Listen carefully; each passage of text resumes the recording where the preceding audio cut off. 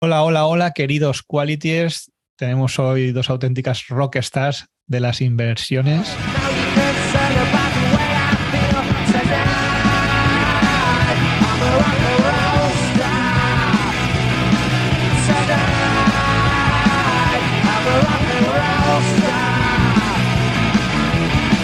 No necesitan, no necesitan prácticamente presentación, así que simplemente voy a nombrarlos. Al señor Juan Cogollos, impasible inversor, desde hace ya, pues ya varios años, ¿no? Desde el coronavirus, ¿no? Que nos conocimos, Juan. Sí, sí, sí. Sí, 4 o 5 años al menos, ¿no? Desde Sí, 2019 dos. empezamos con aquello de Esfera, ¿no?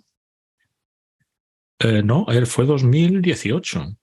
Bueno, El fondo nuestro salió en septiembre del 18 y ya andábamos enredando antes. ostras, pues sí que Pero estoy sí, mayor ya. la época esférica, sí, el tiempo vuela, el tiempo vuela. Muchas gracias por invitarme. Yo más que rockstar vengo un poquito de telonero del el plato fuerte del concierto, que ahora pues lo presentarás, ¿no? Así que nada, deseando pasar un buen rato y a ver si decimos algo interesante que le guste a la audiencia y que aprendamos algo entre todos. Bueno, y el telonero, después del telonero viene la superestrella, don Gregorio Hernández Jiménez, un inversor bueno, de sobra conocidos por todos. Tiene, pues yo creo que el inmenso honor de haber iniciado a mucha gente en España en el mundo de la bolsa, sobre todo gente de la comunidad que conocemos. Que yo sepa, creo que, no sé si llevas, Gregorio, desde 2007 o incluso antes, Sí, que empezaste con el foro y bueno, con la web tienes ya, empecé en 2007, sí. Bueno, y muchas gracias a los dos. hombre, por supuesto, Para tienes una empezar. quincena de libros. Explícanos de dónde sacas el tiempo para escribir tanto y divulgar tanto. Sí, sí, la verdad es que los libros llevan tiempo. Ahora mismo no estoy escribiendo ninguno, por eso estoy más con el YouTube. Pero sí que es una cosa muy intensa escribir. O sea, más que las horas, te diría que es una cosa muy intensa y que estás siempre cogiendo notas, en un papel, en el móvil, donde sea. Y bueno, A Gregorio, veces que te no, estás en la cama que ya te estás durmiendo y te viene una idea y dices, y te tienes la que tengo que levantar a apuntar. apuntar. Te levantas y la apuntas y otra vez a la cama. Y te viene otra vez te levantas, otra vez la apuntas, otra vez a la cama. O estás escuchando la radio, ¿no? Y vas conduciendo y dices, mierda, ¿ahora dónde la apunto? Es una actividad un Sí, poco peculiar. Bueno, supongo sí, que a Gregorio lo conoce todo el mundo. El que no, en invertirenbolsa.info, que es su web, lo puede encontrar. Ahí están todos los libros también. Lo hemos tenido en Value School, en las jornadas de independencia financiera. Pues no sé si hay algún sitio en el que no hayas estado, Gregorio. Alguno quedará, pero sí, la verdad es que le agradezco mucho a la gente que me llama a los sitios, desde luego. A ti te lo agradezco mucho y a todo el mundo, sí. Lo agradezco Bueno, mucho. vamos a arrancar, Juan y Gregorio, sí. con las preguntas porque tenemos bastantes y ha Ajá. levantado mucha expectación.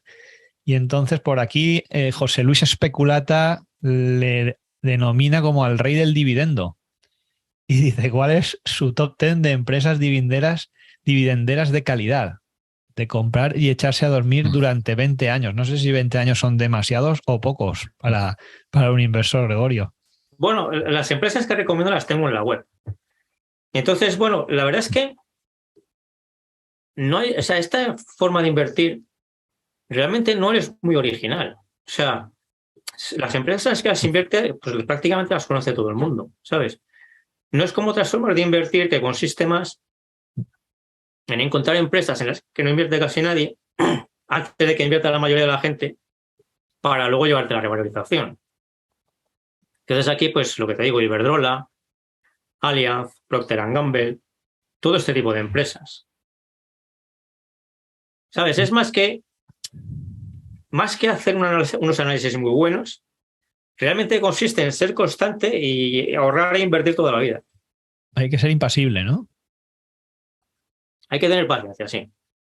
En la vida la paciencia es muy buena O, y una de las ventajas de esta estrategia es que desarrolla actitudes que luego te valen para el resto de tu vida como la paciencia.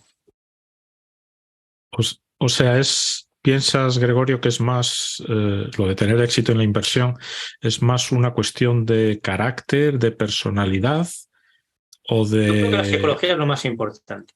Ajá. Y te diría que la psicología es lo más importante en todas las estrategias. Ajá. O sea, no solo en el largo plazo.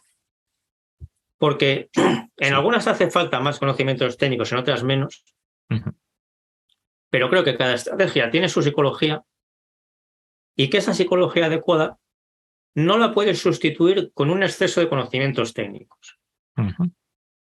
Si queréis una muy diferente del trading, yo creo que el trading es más importante la psicología a la hora de aceptar las pérdidas, volver a entrar y todo esto y mantenerse dentro, que hacer un sistema de trading perfecto, secreto, que no conozca a nadie. Que a lo mejor alguien lo tiene. Pero en general creo que es más importante la psicología que afinar muchísimo el sistema de trading. O sea, la paciencia, la resiliencia, todas estas virtudes. Eso en el largo plazo. Sí, ajá. En el trading, por ejemplo, es el aceptar las pérdidas bien y volver a entrar. Te lo digo por poner una estrategia completamente diferente. Sí. La de más corto plazo posible. Es muy importante. Y en otras estrategias de medio plazo pasa igual. Gente que compra acciones para venderlas al cabo de unos años.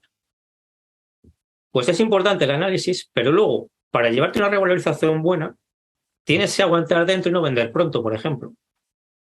Ya. Entonces eso es más psicología que una fórmula que te diga exactamente dónde tienes que vender. Vale. O sea, es aceptar las pérdidas, o sea, admitir el dolor que pueda suponer una pérdida. Cada estrategia, su psicología. Sí, su psicología. No hay una psicología que te valga para todas. Cada una tiene la suya y en todas lo importante es la psicología. Ajá. Muy bien. Interesante. Juan, esta pregunta Dime. para ti, porque bueno, Gregorio, ya has comentado Estados Unidos muchas veces, acciones españolas y del IBEX también te gustan. Y Juan, ¿a ti qué sectores y países te gustan, ¿no? Y luego la pregunta para los dos también, ¿qué opináis de Suiza? Si para vosotros es una barrera, por ejemplo, la retención por dividendo, pese a que se puede recuperar, aunque es farragoso, o si eso no es lo más importante que miráis a la hora de invertir. Pues nosotros, digamos, como impasibles, nuestra filosofía es diversificar e invertir en todas las geografías, digamos, posibles, en lo que nosotros llamamos activos deseables. Es decir, una inversión enormemente diversificada. Tampoco hacemos apuestas sobre industrias en concreto, ni usamos la macro. Utilizamos los precios y usamos, no sé, sobre todo ETFs, índice. Pero vamos, si me tuviera que mojar, que de eso se trata, ¿no? A eso hemos venido. Yo creo que ahora hay un sector que puede ser enormemente atractivo, lo que pasa que es enormemente cíclico y es el sector minería y el sector energía. Por el sector energía, por ejemplo, por una cuestión muy simple, y es que ha habido muy poca inversión en el desarrollo, por ejemplo, de combustibles fósiles. Por todo el tema ESG, por todo el tema de que pasado mañana ya no vamos a necesitar petróleo y todas estas historias. Resulta que no vamos a necesitar petróleo el año que viene, pero todavía necesitamos carbón. Una cosa curiosa, ¿no? Como el carbón, por ejemplo, ha pegado unos subidones tremendos, sin entrar tampoco en temas políticos de la guerra en Ucrania y demás, pero para bien o para mal, el petróleo es una sustancia necesaria a día de hoy. Y como ha habido poca inversión, pues la producción está limitada y un campo petrolífero no se desarrolla en unos meses. Entonces las commodities suelen funcionar así. Hay una demanda enorme de minerales, pero no se pueden producir. Eso atrae a nuevos proyectos para desarrollar, que tardan tiempo en desarrollarse.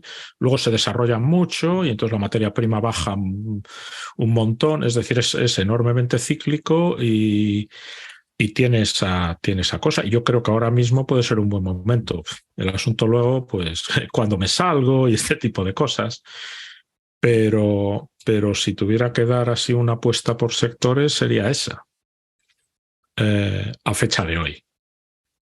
No sé, Gregorio, ¿qué por países? Pues no sé.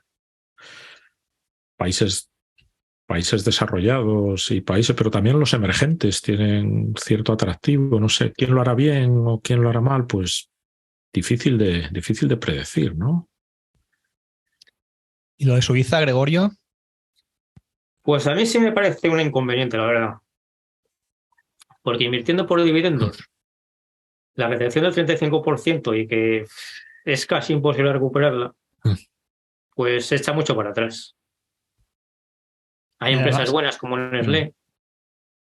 Claro, desde el punto de vista a largo plazo se junta que Nestlé lleva unos años que no está especialmente barata con el tema de la retención del dividendo. Entonces, si no compras especialmente barato y encima tienes esa retención del dividendo, pues echa mucho para atrás. Como economía suiza me gusta mucho. A mí me gustaría que el dividendo cambiase y no tuviese retención. ¿Qué otros países aplican retenciones altas y difíciles de... Tú que conocerás bien el tema, Gregorio? De los que yo sigo, el peor es Suiza. Entonces, dentro de Europa, Reino Unido no tiene. Holanda tiene el 15%, la recuperas en el IRPF igual que Estados Unidos. Y los peores son Francia y Alemania. Francia el 25%, Alemania el 26%. Pero en Francia ya están, por la parte francesa ya retienen el 12,8%. Y entonces falta que los brokers españoles comuniquen que tú eres no residente en Francia a la empresa para que te haga bien el dividendo. Entonces digamos que Francia está ya a medio camino y en algunas empresas ya lo hacen. Alemania todavía no, pero ahora hay una iniciativa de la Unión Europea que por estas fechas deberían decir alguna novedad, que se supone que van a facilitar todo este tema. No se sabe cómo. Porque esto para Europa es un problema porque muchos europeos directamente no invierten en Europa y invierten en Estados Unidos. Entonces, aun pensando mal los políticos que quieren cobrar la mayor cantidad de impuestos posibles, pues esta retención les perjudica porque en el tema de la bolsa se está echando a tanta gente a Estados Unidos que, como no compran en Europa, no pueden cobrar impuestos de quien no compra acciones en Europa. Y entonces es posible que hagan algo. No se sabe si se será facilitar la retención extranjera o directamente quitarla o qué. Pero en principio parece que en 2023 algo debería cambiar. Por lo menos armonizarla es lo que deberían hacer. Claro, es que a nivel... No sé, si es un mercado único y es un tal, pues no deberían tratar a una persona de un país diferente. Esa es la contradicción, que muchos europeos, lo lógico sería que invirtiesen en Europa. Claro. Y rechazan invertir en Europa. O sea, por ejemplo, españoles invierten en España y en Estados Unidos. Franceses invierten en Francia y en Estados Unidos. Alemanes en Alemania y en Estados Unidos. Pero muchos españoles no invierten en Francia, Alemania y demás. Muchos franceses tampoco, muchos alemanes tampoco. Entonces es una situación bastante absurda que debería cambiar. Y hay una iniciativa que empezó en 2022 y en 2023 debería haber novedades. Bueno, vamos a esperar a ver si llegan esas oscuras golondrinas y se posan sobre nuestros tejados. Mientras ¿Esa tanto, iniciativa es un tema judicial o es No, una es la petición? propia Unión Europea. Ajá. La propia Unión Europea que se ha dado cuenta del problema. Sí. Y entonces ha hecho una consulta pública para la gente de ideas, diga qué le parece. Y entonces es la propia Unión Europea la que quiere hacer algo porque ve que este problema les perjudica a ellos hasta siendo egoístas. Sí, es como la tasa Tobin y... Claro. Aquí en Inglaterra, yo vivo en Inglaterra, por cierto, está el stamp duty no sé si es en la compra o en la venta. En la compra. En la compra, sí. En la compra es bastante reducido, pero es.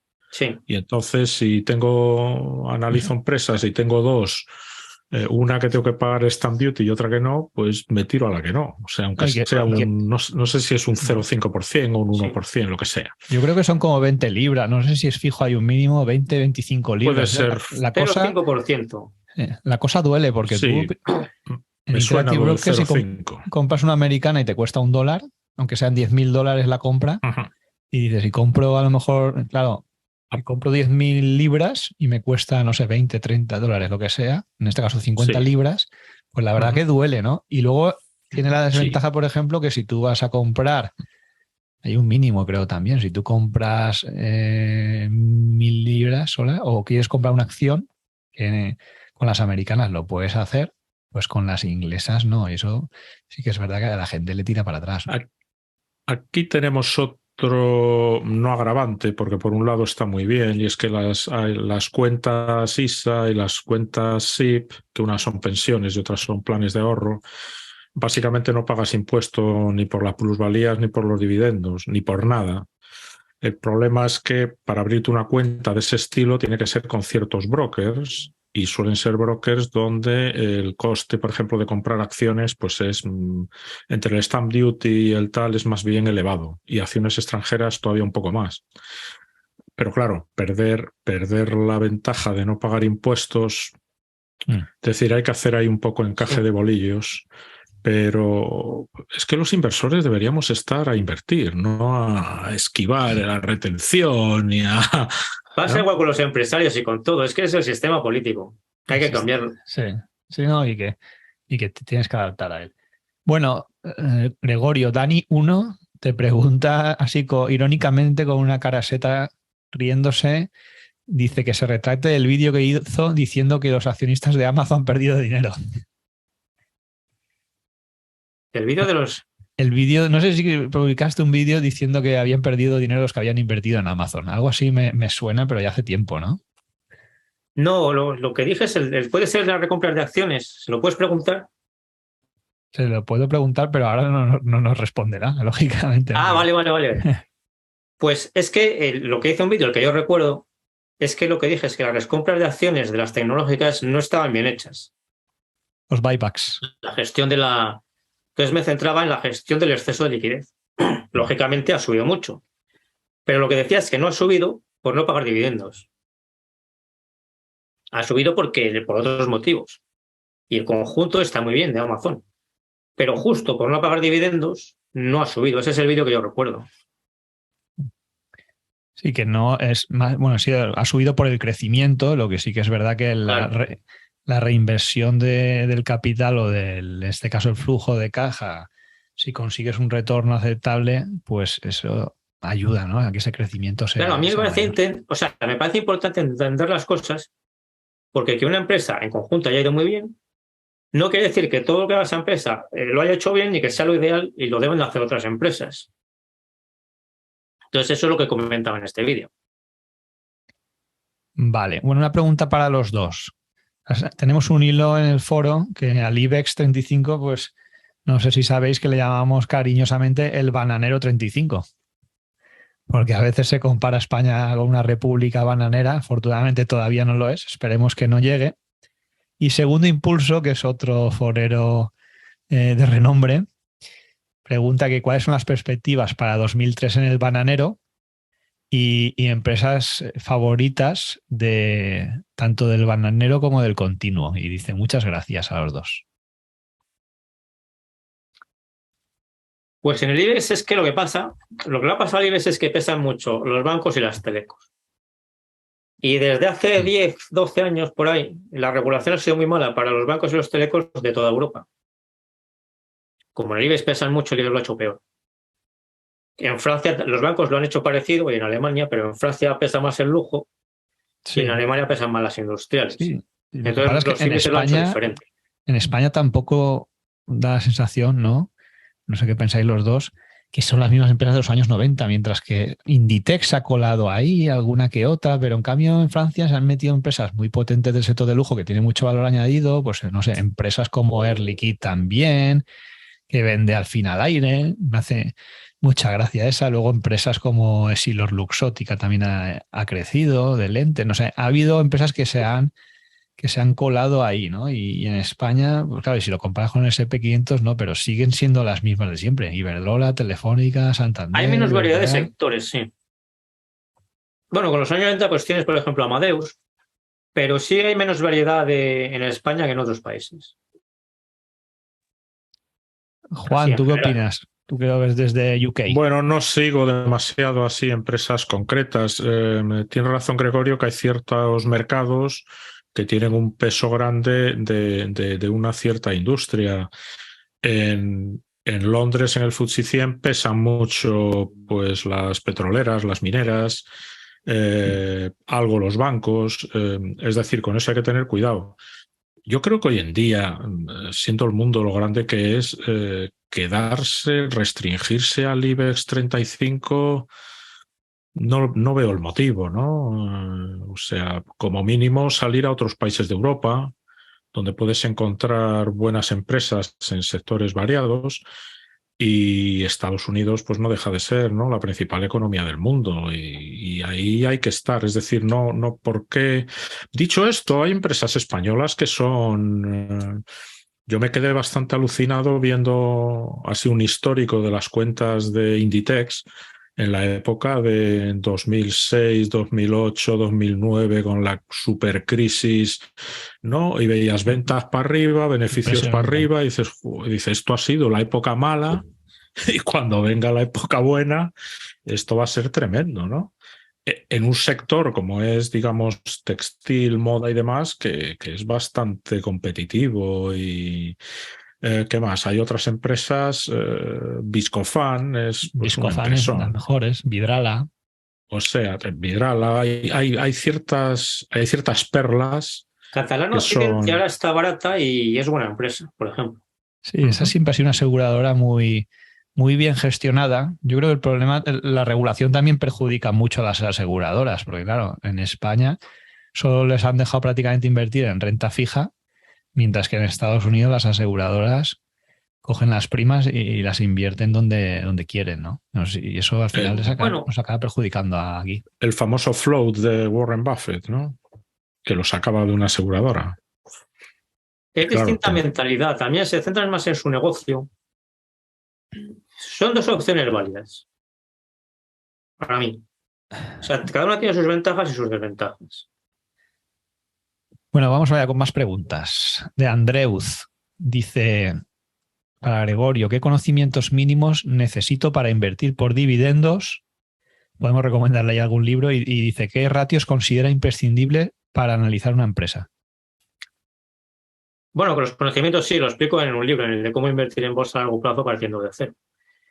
Y ratios no hacen falta demasiado. O sea, lo principal es elegir las empresas. ¿Vale? No se trata de coger filtros con una serie de ratios y las que te salgan comprarlas. Es más importante elegir las empresas y ir a asegurar, como te decía al principio, no querer innovar. Aunque se puede comprar alguna que no sea de las más habituales, eso está bien, ¿vale? Pero que la idea no es ir a buscar empresas extrañas, sino que digamos que el secreto es más bien ser constante y comprar las empresas de calidad, preferiblemente cuando la gente no las quiera comprar. Pero el criterio, por ejemplo, es, no sé, una empresa que me gusta porque me gusta Nike. Las barreras de entrada. O sea, que tú creas que va a seguir existiendo esa empresa dentro de 20 o 30 años y que sea una empresa lo más estable posible. Bien. Dice, aquí hay una pregunta que también nos afecta a nuestro telonero indirectamente y te la voy a hacer a ti, Gregorio. Y dice, ¿te gustan los fondos de inversión en dividendos o preferirías ETF? Muy flexibles aunque penalicen fiscalmente. Yo creo que es al revés más bien, ¿no? Que el ETF, bueno, se refería al traspaso igual, el ETF es más eficiente fiscalmente. Yo prefiero las acciones directamente. ¿Por qué las prefieres, las acciones directamente? Pues porque cobras más dividendos. Tienes más control y cobras más dividendos. Y sobre la renta fija, ¿os gusta la renta fija? O bueno, a Juan creo que sí, ¿no? A Gregorio no lo sé si le gusta tanto. No, no te creas, no es mucho santo de mi devoción. De hecho, en Impassive Well lo considerábamos hasta hace nada un activo poco deseable, sobre todo la deuda de los gobiernos. Que bueno, ahí miras al endeudamiento de los países y a lo que te pagan por tenerla y cosas así. Y de hecho, este año pasado las pérdidas en renta fija han sido para llorar a moco tendido, ¿eh? Han sido las mayores en 20 años, sí. Claro, entonces, o sea, es que el término renta fija es un poquito engañoso, ¿no? Porque lo que cuesta el bono, si lo quieres vender, fluctúa y varía. Si lo tienes hasta vencimiento, pues sí, Es que es renta fija. es fija Claro, la renta, que es el esa es la cupón, pregunta. pero no el Claro. capital. Exactamente, sí, sí. Yo creo que la gente, los inversores que tenemos, piensan muchos. Bueno, y sobre las colas que se han visto últimamente en el Banco de España, van buscando a lo mejor ese 2-3%, sin pensar si tienes un fondo, por ejemplo, es mucho más complicado, porque si la fluctúa y te baja porque suben los tipos de interés, entonces puedes perder mucho dinero. Yo creo que todo el mundo tenemos que tener renta fija como una especie de colchón de seguridad por si tienes algún imprevisto, pero tiene que ser poco importante. O sea, te tiene que cubrir según la situación de cada uno, 6 meses, 1 año, 2, 3, lo que sea. Dependiendo si estás soltero, casado, tienes 50 años, 20, 65. Que ibas a decir 50 hijos. Digo, ostras. Pero ahí no te vas a hacer rico. Es como una especie de seguro. Hay que tenerlo y da mucha tranquilidad, pero ahí no está ni la clave, ni el secreto, ni que te va a hacer rico. Muy bien. Sí, Juan, depende de los plazos también y depende de... yo es que el colchón, digamos, lo tengo directamente en cash. Y bueno, hay algún depósito que empiezan a estar no interesantes, pero bueno, menos interesantes que tener cero. Con la subida de tipos hay alguna cosita por ahí. Bien, o sea, por aclarar, yo cuando hablo de renta fija me refiero desde las cuentas corrientes, cuentas remuneradas, depósitos, letras, al conjunto de todo. Según la situación, pues mejor unas u otras, una proporción u otra y eso. Es que antes tenías el dinero en la cuenta y te daban un 2-3%. Ahora no te dan nada en la cuenta ni sacándolo de la cuenta. Los bancos españoles creo que son los Empiezan últimos, a dar un poquillo, ¿eh? Sí, un 0,0, un 0,3, ¿no? 0,5. 0,50, 0,70, eso ya empiezan a darlo. Yo aquí estoy sacando... Es el 6 o lo que sea, pero bueno, algo dan. Yo aquí estoy sacando en libras, no sé, en torno al 2 y pico, 3%. Pues aquí la inflación es más alta también. O sea, al final lo que no se va en lágrimas se va en suspiros. Y bueno, pues lo tengo ahí, pues eso, porque mejor es un 2,5 que un 0. Pero yo creo que hay, no sé, quizá una pregunta interesante para Gregorio. Yo creo que hay un ambiente de represión financiera donde la inflación está por encima de lo que se remunera el dinero en general. Eso no era el caso, digamos, hace a lo mejor 30 años. No sé, nuestros padres tenían la cuenta de ahorros y ahí les daban un 6, la inflación era un 5. Me estoy inventando las cifras, pero normalmente te rentaba más el dinero que lo que perdías por la inflación, sí. Lo cual es lo suyo. Porque si sacrificas, digamos, consumo y ahorras, pues será para que tu dinero adquiera más valor adquisitivo. Pero hoy en día es una cosa al revés, ¿no? Yo creo que eso es por la deuda pública. Exactamente. ¿Os acordáis que en los años como 2009 a 2012 se habló mucho de que se iban a hacer quitas a los depósitos? Pues esta es la quita. Hubo mucho miedo. Pues en vez de hacer la quita de golpe, la están haciendo con la inflación. Están haciendo una quita superior al 10%, pero como lo hacen así, la gente no se está enterando. Tú imprimes el 10% de masa monetaria, o sea, imprimes un 10% más de billetes y la gente, pues todo vale un 10% más. Es lógico, ¿no? Y de esa manera tu dinero se devalúa y es la forma de que esa deuda tan grande para los estados no suponga tanta carga. Y a la gente, así como es como el chiste este de la rana que tiran a la olla, ¿no? Y la van calentando poquito a poquito, pues hasta que el pensionista que ahora cobra 3.000 euros brutos se dé cuenta de que con los 3.000 euros difícilmente llega a fin de mes, pues igual pasan 20 años. Y ahí el político pues ya se ha hecho de oro. Pues Eso es, la gente tuvo muchísimo miedo a que le hiciesen una quita del 10% de golpe, de la noche a la mañana, y en vez de hacerse el 10%, pues ya llevamos a lo mejor un 15, un 20%, pero como ha sido poco a poco, pues no se han dado cuenta.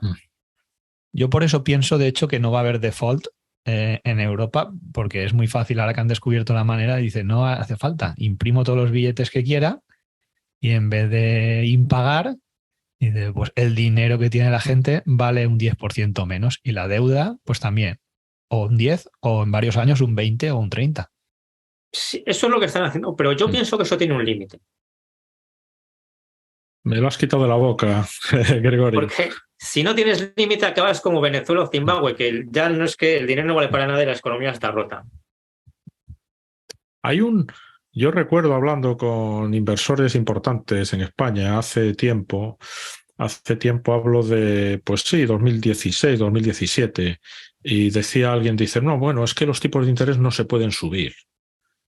Y yo añadí, no sé si tuve un momento de lucidez, pocos tengo, añadí, salvo que se dispare la inflación. Si se dispara la inflación, no tienen otra solución que subir los tipos de interés. Y una vez que los suban y haya países con el 150% de deuda y, que decirlo, los intereses dentro de los presupuestos del Estado son ya una porción apreciable. Y entonces llegará un momento donde el Estado paga intereses, mantiene los hospitales y las escuelas y se acabó, ¿no? Bueno, y las pensiones que están ahí siempre en el alero. ¿Que haya default o no? Pues no lo sé. Si no fuera por el Banco Central Europeo y las compras masivas de deuda y demás, ya hubiera habido. O sea, la deuda en el mercado hoy en día no es vendible. O sea sí es vendible en una cierta proporción, pero no hay una demanda. Si realmente hemos estado, no sé si han sido 5 o 10 años, con los tipos a cero o casi cero, por las deudas públicas de los países. No exactamente por reactivar la economía ni nada de eso que han contado, sino porque era la única forma de que los países pudiesen no hacer el default. Bueno, veremos cómo acaba. Y ahora con la subida, la situación se complica para los gobiernos. Es que la deuda pública es la que ancla, digamos, el tipo de interés. Y el dinero, de hecho, el dinero fiat no basado en nada, en realidad está basado en la deuda o en la confianza en los países o en las áreas económicas. Pero claro, no sé, confiar en un área económica con un endeudamiento medio de, no sé, de 130% del PIB es una cosa bastante, en fin, no... Te puede pasar como a Japón, que te creas un estancamiento pues, que puede durar 30 años o 40, hasta que lo digieres. Sí, pero con todo no han hecho default y supongo que vas a las panaderías y sigue habiendo pan. Es decir, si Japón lleva estancado 30 años, sí, pero tú vas allí y tampoco ves un empobrecimiento. Hombre, últimamente el yen se ha pegado la torta porque, claro, como dice Gregorio, todo tiene un límite y llega un momento donde los papelitos, pues ya alguien se da cuenta de que no valen nada o de que... Pero bueno, es una situación, no sé cómo acabará, ni lo sé yo ni lo sabe nadie, pero bueno, es tirando a complicada. Yo creo que las pensiones van a ser clave. En que reviente todo y hay que hacer grandes cambios. Bueno, lo de las pensiones ya ha pasado. Por ejemplo, países como Dinamarca pasaron de la tasa de reposición del 70 o al 80 como en España al 30. Y ahí estuvo el cambio, de decir, no, a partir de usted ahora, en vez de 3.000 va a cobrar 1.000 euros al mes. Y cuando no quede otra, pues lo tendrán que hacer. O lo harán pues paulatinamente. Eso en España puede pasar en cualquier momento. Y cada día queda menos para que pase. Lo que yo creo que va a pasar, y vamos, no es que tenga yo bola de cristal, es que ha pasado aquí, en Reino Unido. Aquí la pensión, yo cuando me jubile, pues cobraré pensión del Estado en torno a unas 150 libras a la semana. Es decir, 500, 600 libras al mes, ponle 700, 800 euros, habiendo tenido unos ingresos profesionales muy superiores. Y es una especie de café para todos. Sí. Llegado a unas ciertas cotizaciones tienes, y es un extra que que tienes, pero todo el mundo, casi todo el mundo tiene pues un sistema privado, un sistema de empresa, un algo diferente, que también se han deteriorado mucho. Los planes de empresa antes eran lo que llamaban de salario final. Es decir, tú cobrabas el 80% de los últimos 3 años de no sé qué, o sea, eran y estaban garantizados. Quiero decir, el plan de pensiones o la empresa corría con el riesgo de poder o no poder pagar eso. Pero ese tipo de pensiones prácticamente se han terminado. Ahora son por contribución, tú contribuyes, eso se invierte, tú decides un poquito cómo se invierte y lo que dé, dio. Y ahí el riesgo es entre 100% tuyo. Es que eso es lo lógico. Sí, se puede, y se puede prever que que el camino es ese, porque entonces, tú cómo, porque Gregorio, tú también te has significado en temas, digamos, políticos y en temas de Estado y demás. Sí, tengo un libro sobre economía y otro sobre cómo crear partidos políticos, por ejemplo. Sobre ese no me quería ir sin preguntarte, pero antes de eso, el tema de las pensiones, pues claro, la solución es capitalizar. Y no que no el sistema no sea de reparto, que ahora los que trabajamos le pagamos. A ver, yo no vivo en España, pero digamos, mis hermanas le pagan la pensión a mi padre, por decirlo así, ¿no? Más o menos. Entonces, mi padre no tiene un duro capitalizado. Claro. No tiene algo que digas que está a su nombre y que le pertenece, ¿no? Como le pueda pertenecer sus inversiones o cosas así. Su casa, entonces, ¿tú crees que se puede hacer la transición de un sistema de reparto o no de capitalización? ¿Y cómo crees que se podría hacer? Porque, claro, es difícil llegados a este punto. Sí se puede hacer. Entonces, la forma de hacerlo es reducir el gasto público. Para que te hagas una idea, más o menos.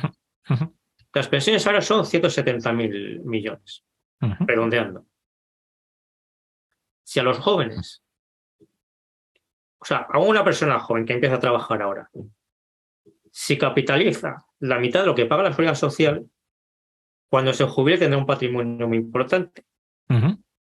Sería mejor que capitalizase todo, lógicamente. Pero para la transición, si capitaliza la mitad, cuando se jubile tendrá un patrimonio muy importante.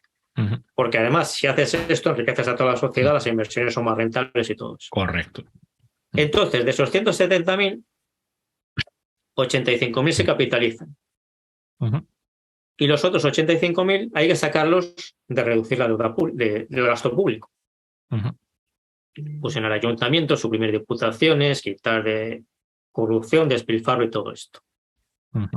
Además, hay otra cosa que te lo facilita, o sea, reduce la cifra de capitalización, porque la gente, eso lo puedes hacer obligatorio o lo puedes hacer opcional, pero la gente que tenga más de 55 años, por ejemplo, seguramente muchos de ellos, aunque sepan que esto es un engaño, si se enteren ahora, dirán, si yo no tengo nada invertido, en 2 o 3 años, o 1 o 4 y medio, no me da tiempo a capitalizar. Entonces, aunque sea lo peor, me quedo en el sistema antiguo.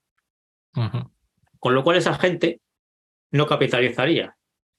Entonces, la mitad de capitalización se reduce en la gente que voluntariamente, o por ley, porque digas, si te queda muy poco, no capitalizas, no va a ir a capitalización. Ponte que fuesen 15.000 millones. Pues entonces, de esos 170.000, 70.000 irían a capitalización y 100 a las pensiones como van ahora. O sea, sería progresivamente, ¿no? Claro. Sí, los nuevos que entran ya tendrían el sistema ese y los antiguos pues irían continuando hasta que se extinguieran junto con el sistema de distribución. Lo que pasa es que cuanto más tiempo pase, más difícil es hacer esto sin reducir las pensiones. Porque la pelota se hace Porque más si ahora son 170.000 millones y antes eran 140 y antes 100 y antes 60, era más fácil. Si no se hace ahora, los 170, en teoría, serían 180, 190, 200, 210. Entonces es más difícil conseguir ese ahorro público para poder hacer la transición sin bajar las pensiones. Con lo cual yo creo que el paso a capitalización es inevitable, pero cuanto más se tarde, más probable es que haya que bajar las pensiones. Vale. Yo quiero remachar un clavo muy importante que has comentado, y es que la capitalización y el ahorro más inversión, sobre todo en pensiones que tienen un muy largo plazo, son un círculo virtuoso. En vez de Estamos en un círculo vicioso. vicioso. Ahora Claro. mismo, los jubilados viven del trabajo de los jóvenes. Sí, Si se hubiese hecho bien, los jubilados sí. tendrían su patrimonio, Los, gastarían sus rentas y entonces los jóvenes vivirían de las rentas de los jubilados. Que es lo correcto, contrario a lo que nos parece lo normal ahora. correcto. Un país con tanto desempleo como es España, es decir, si las personas de más de 45, con ya su bola de inversiones, sobre todo si invierten en bolsa, están financiando empresas, y esas empresas son las que dan trabajo a tu hijo. Y luego el jubilado, cuando Correcto. se gasta sus dividendos, porque quiera vender las venda, sí. y eso se lo gasta en buenos viajes, buenos coches, buenos restaurantes. Sí. Y eso. Y ese dinero es el que va a los jóvenes. Moviendo la economía, efectivamente. Y ahora es al revés. De lo que generan los trabajadores tienen que darle una parte a los jubilados porque lo han perdido todo y no tienen de qué vivir. Correcto. Sí. Bueno, vamos a seguir. De hecho, ese es el problema que hay, ¿no? Porque un joven cualificado que tenga una nómina en España bruta hoy en día pues de 3.500 euros, le quitan la seguridad social y el IRPF y le llegan 1.600 al mes. Es que cada uno está pagando un pensionista. Y aparte de eso es importante ver de dónde le llega ese dinero. Quiero decir que si los jubilados fuesen ricos, existiría mucha riqueza que ahora no existe, y entonces esa riqueza es la que caería hacia los trabajadores. Pero es que el jubilado tampoco es una persona que se caracterice por gastar a mansalva, porque están arruinados. Comprar coches, sí, algún restaurante, pero... Claro, pero porque están arruinados, pero tú imagínate jubilados ricos. Eso, lógicamente. Pues claro, pues si fuesen ricos gastarían mucho. Como son pobres, están arruinados, pues gastan poco. Pero además gastan el dinero que les están dando a los jóvenes, no el suyo, digamos. Es cierto. Bueno, el inmunizado o autoinmune en otros foros también, y dice que no pregunta nada, pero simplemente quiere darte las gracias, decir que le gustan mucho tus vídeos y tus posts. Pues muchas gracias, inmunizado. Japasil, este se prodiga poco por el foro, pero le agradecemos su presencia. Y dice que le produce curiosidad tu cartera, Gregorio, que si pudieras destriparla. No sé si en algún vídeo has destripado algo aparte de las blue chips. No, mira, es que no la cuento porque yo lo que quiero es que la gente aprenda, no que copie. Y además pasa una cosa, que yo creo que cada persona, si empieza en diferentes momentos, tendría diferentes carteras. Totalmente. Con lo cual, la cartera de una persona que ha empezado hace 30 años, o 40, o de los que sean, no vale para una persona que ha empezado hace 20, ni hace 10, ni hace 5, ni ahora. Por ejemplo, hay empresas que a lo mejor yo las tengo porque las compré hace años a un precio más barato y ahora no las compraría. Entonces, para mí es muy importante que la gente aprenda. Juan, ¿qué opinas del aprendizaje? Hombre, hay que empujar un poquito más a que suelte prenda, ¿no? O sea, yo lo que hago son recomendaciones continuas en el foro. Nos debemos a los foreros y habría que... Pero por lo que has dicho, y vale, si no quieres desvelar... Las que tengo son las típicas, o sea... Eso iba a decir. En la base de datos del foro tengo 100 y pico empresas. Sí. Las que yo tengo están ahí. No os tengo unas ahí y otras que compro yo por otro lado. Que tendrás los sospechosos habituales. Claro. ¿no? Porque Iberdrola, hablas de Johnson... ¿no? Hablas de dividendos, hablas de empresas de calidad, de empresas con moat, pues no sé, se nos vienen a la cabeza pues las típicas, ¿no? Sí, las típicas. ¿Cómo los llamaba Peter Lynch? Los stalwarts, estos, es decir, las inevitables, o algo así. Hay muchos tipos, ya te digo, en la base de datos de la web se ven, son 100 y pico, y esas son las que recomiendo y analizo continuamente. Y digo, si ahora me parece, porque me parece más útil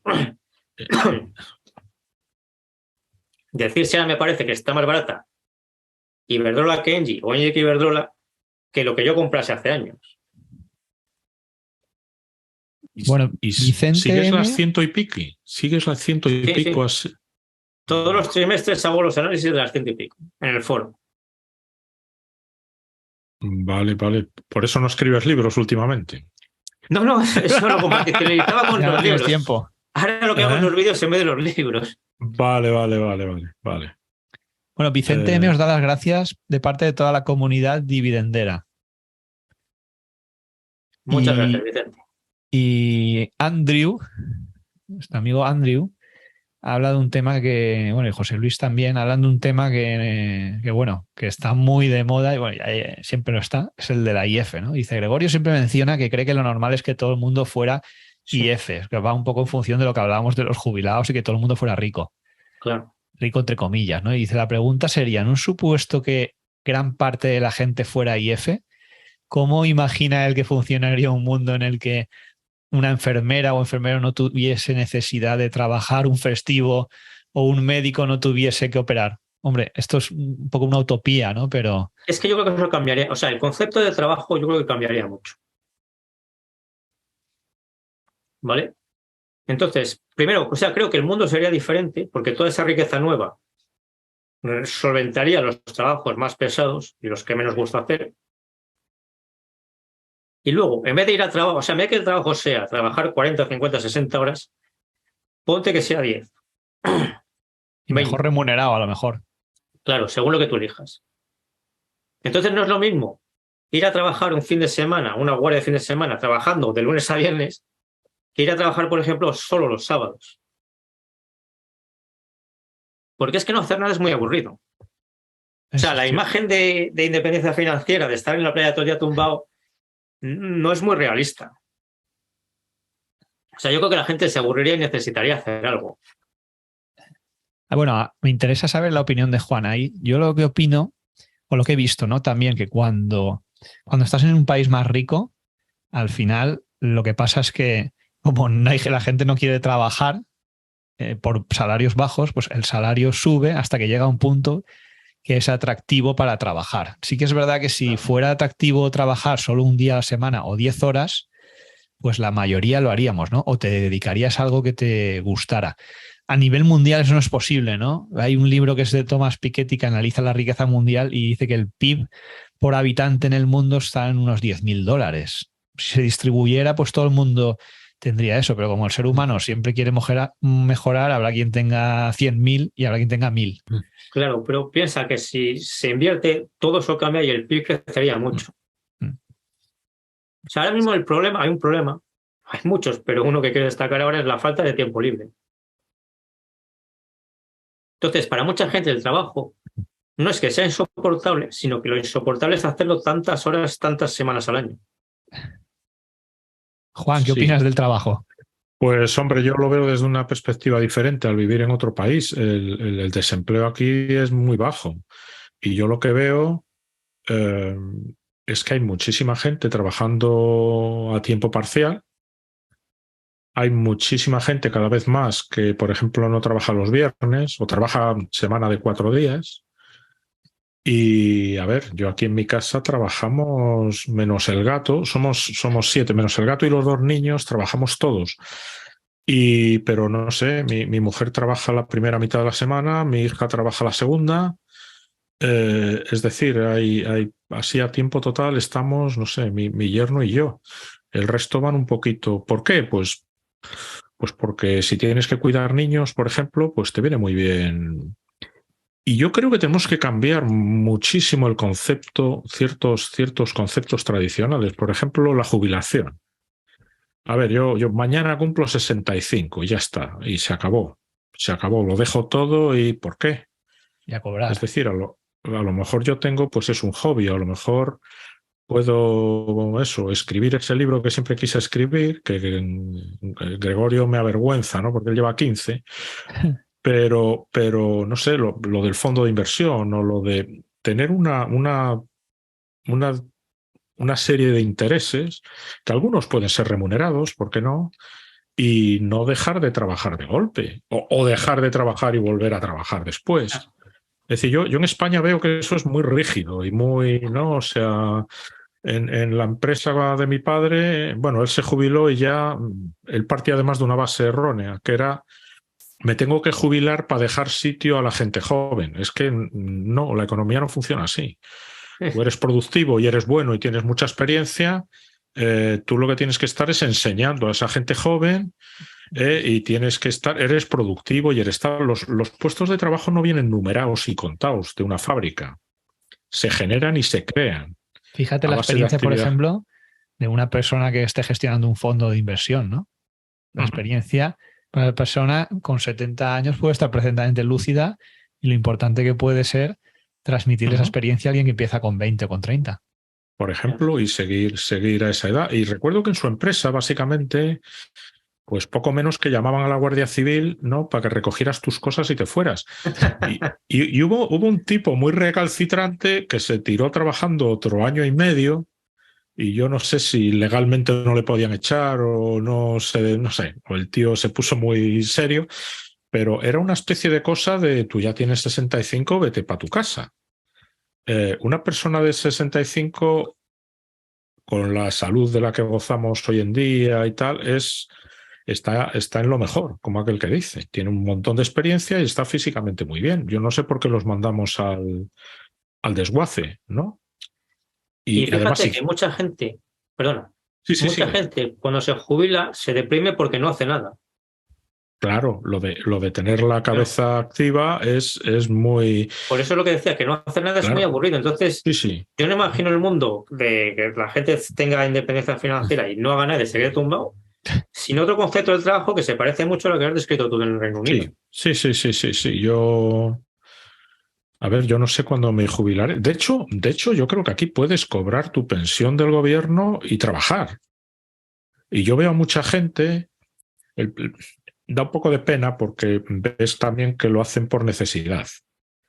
Y ves a personas mayores en la caja del supermercado, pues gente de 70 y tantos tirando de para arriba. Y dices, ¿por qué? ¿Qué mueve a esta persona, ¿no? A estar aquí? Y es necesidad pura y dura. Pero si no es por necesidad, ¿por qué no? ¿Por qué tiene a mí unas leyes que venir a decirme que porque tengo 80 años no puedo, ¿sabes?, generar estos ingresos o tener esto, ¿no? Es que si el sistema fuera de capitalización, tú podrías decidir a la edad a la que quieres. Claro, eso me lo decía una amiga que vivió en Estados Unidos mucho tiempo. Y tu marido su marido era bastante mayor que ella, y de tu marido ya está jubilado y tal. Dice, bueno, los americanos se jubilan cuando les sale de los cojones, decía la mujer. Es decir, tienen su plan 10K, no sé qué, y cuando llegan a los $700.000, ellos juzgan que eso es suficiente y ya está. Y si luego se arrepienten, vuelven a trabajar, o sea, tampoco... Luego vuelven al McDonald's y ya está, les pagan a 15 pavos la hora. Bueno, pues si tienes necesidad, pues bueno, por lo menos tienes la opción, ¿no? Bueno, hay una pregunta... Gregorio de Bogarcito 85, que también se une al desvelar la cartera. Ya hemos explicado más o menos que no es necesario, a grandes rasgos. Pero las empresas que recomiendo que sigo las tienen en mi web, en la base de datos de la web, así que eso lo pueden ver. Entrad en invertir en bolsa y de esas podéis elegir, creo que son 110, podéis elegir las que queráis, ¿no? Bueno, pregunta si ya eres IF, multimillonario, billonario, ¿cuáles son tus hobbies? Y luego hay otra pregunta que me gusta mucho, que dice, ¿por qué no te has decidido a montar ya un partido político? Desde aquí, en Quality and Alpha te respaldaríamos. Pues mira, lo del partido es porque yo he analizado mucho el tema y lo que hay que hacer es cambiar el sistema. Y eso no se puede hacer con un partido. Creo que es mejor crear muchos. Con educación, lo que pasa es que, claro, ¿cómo cambias? Y luego yo creo que somos pocos en realidad los que pensamos así. En realidad la gente no quiere un sistema de capitalización, quiere un subsidio.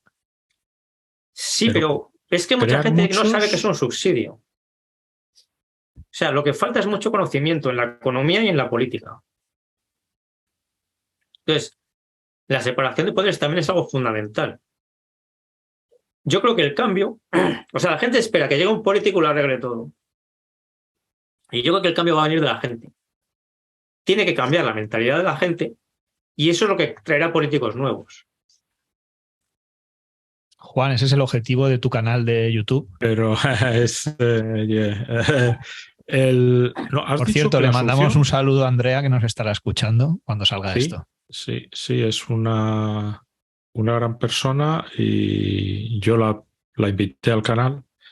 Me resisto a usar el término entrevista porque al final es un diálogo y una conversación. Pero Andrea, desde luego, tiene la mujer buena cabeza y desde aquí sí, la mandamos un saludo. Gregorio, has dicho que la solución es crear muchos partidos políticos. ¿Qué quieres decir con eso? Pues mira, tiene que haber separación de poderes. Entonces, a la política está organizada con el objetivo de violar la separación de poderes. Correcto. Que se junten los de izquierdas o que se junten los de derechas. Y los programas no tienen ninguna importancia.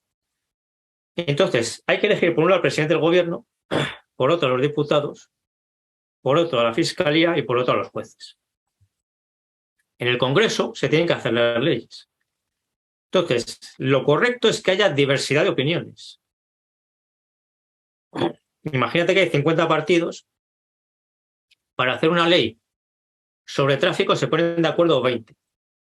Para hacer una ley sobre pesca se ponen de acuerdo otros 15. Y entonces lo que se necesita es muchos partidos que sean muchas opiniones. Y que la gente vote a lo que más le parece. Pero ¿cómo llegas al consenso ahí? Es el problema, ¿no? Ley a ley. Es que no es para elegir al presidente, es ley a ley. ¿Sabes lo que te digo? Claro, es que una ley de tráfico, se sube o se baja la velocidad del tráfico, por ejemplo. Pues eso pueden hacerlo partidos que quieran bajar impuestos y otros que los quieran subir. No se tienen que poner de acuerdo en todo. Se tiene que poner solo en la ley para ver si se sube o se baja la velocidad del tráfico. Ahí necesitas una sociedad como la Suiza, porque si aquí preguntas que si el salario mínimo lo quieren subir a 4.000 euros, todos te dirán que sí, porque no saben las consecuencias que eso comporta. Falta conocimiento, pero por eso lo que intento es transmitir el conocimiento de cómo funcionan las cosas, como mucha más gente, porque así es como conseguiremos que la gente sepa lo que hay que hacer. Imagínate, partidos, se me ocurre, que quieran bajar impuestos. Pues unos pueden ser monárquicos, otros pueden no ser monárquicos. Unos pueden tener una idea de la Iglesia, otros otra. De las relaciones internacionales, del Código Penal. Entonces, no todo el mundo que quiera bajar impuestos tiene que pensar lo mismo de todos los temas. Es mejor que haya diversidad de partidos y que se vea si la gente que quiere bajar impuestos además quiere la monarquía o no la quiere, o quiere este tipo de relaciones internacionales o estas otras, y así con todo. Y eso solo se consigue con muchos partidos, no solo con uno, dos o unos pocos, y que después o votas a la izquierda o a la derecha o al centro, y ya no pienses más. Yo la verdad que veo difícil solución. Por un lado, la monarquía, Juan, que ya has visto que no es lo que era desde que no está la reina de Inglaterra. Y luego, claro, el tema político, sí. Fíjate que está montado para que manden uno o dos, porque en cuanto hay varios partidos políticos, como no se ponen de acuerdo, no hay presidente del gobierno. Y lo vamos a ver en breve, como no haya una mayoría absoluta. Pero por eso el presidente hay que elegirlo aparte, en una urna aparte. Claro. No lo tienen que elegir los diputados. Claro. Es que esa es la clave. Si los diputados se dedican a elegir al presidente, los programas no valen para nada. Eso ya se hace en algunos países. El presidente americano se elige en unas elecciones especiales y el presidente francés, por ejemplo. Es decir, que lo elija el Congreso es una violación de la división entre el Ejecutivo y el Legislativo. De todas formas, aquí que el sistema político es mucho más maduro y tal, se está degradando también a pasos agigantados, ¿eh? O sea, yo cuando llegué hace ya un par de décadas, caray, daba gusto, ¿eh? Daba gusto. Me preguntaba mucho la gente en España y sobre todo sobre el espectro político y digo, mira, el más de izquierdas en el Parlamento británico es más de derechas que el más de derechas del Parlamento español. Es decir, había un respeto a la propiedad privada, ciertas cosas que se supone que son de derechas, que para mí deberían ser principios fundamentales. Eso se ha ido degradando y escuchas, ¿sabes?, a conservadores haciendo discursos dignos de socialistas, incluso comunistas. Ha ido la cosa un poco cuesta abajo. Ya visteis lo que pasó con Liz Truss, que quiso bajar impuestos, quiso no sé qué en el siguiente presupuesto y duró, pues eso, 2 telediarios. Pero bueno, ese es otro. Lo que aquí, por ejemplo, sí se hace es un juez dice tal y nadie tose. Es decir, o sea, es que ni siquiera comentan ni critican. Acatan y ya está. Es un tema que no va más allá va más allá del bien y del mal. O sea, de hecho, a muchos políticos les ha dado una bofetadita a un juez. No sé, Boris Johnson quiso cerrar el Parlamento una vez y no sé qué, para no sé qué del Brexit, una maniobra súper torticera. Y un juez, y además dando veredicto en cuestión de un par de semanas.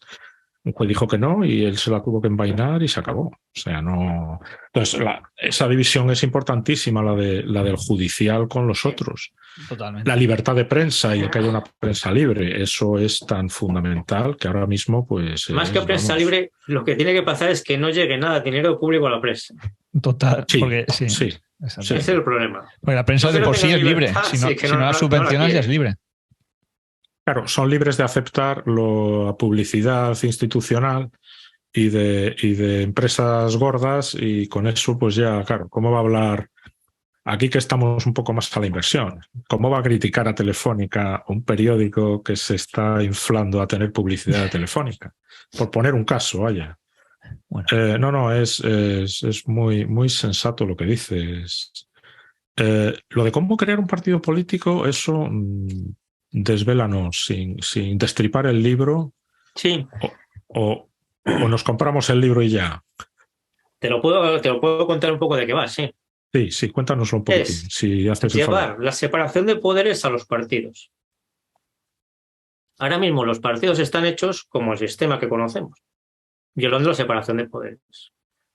Entonces el presidente decide todo. Decide las personas que en la práctica, aunque diga que votan.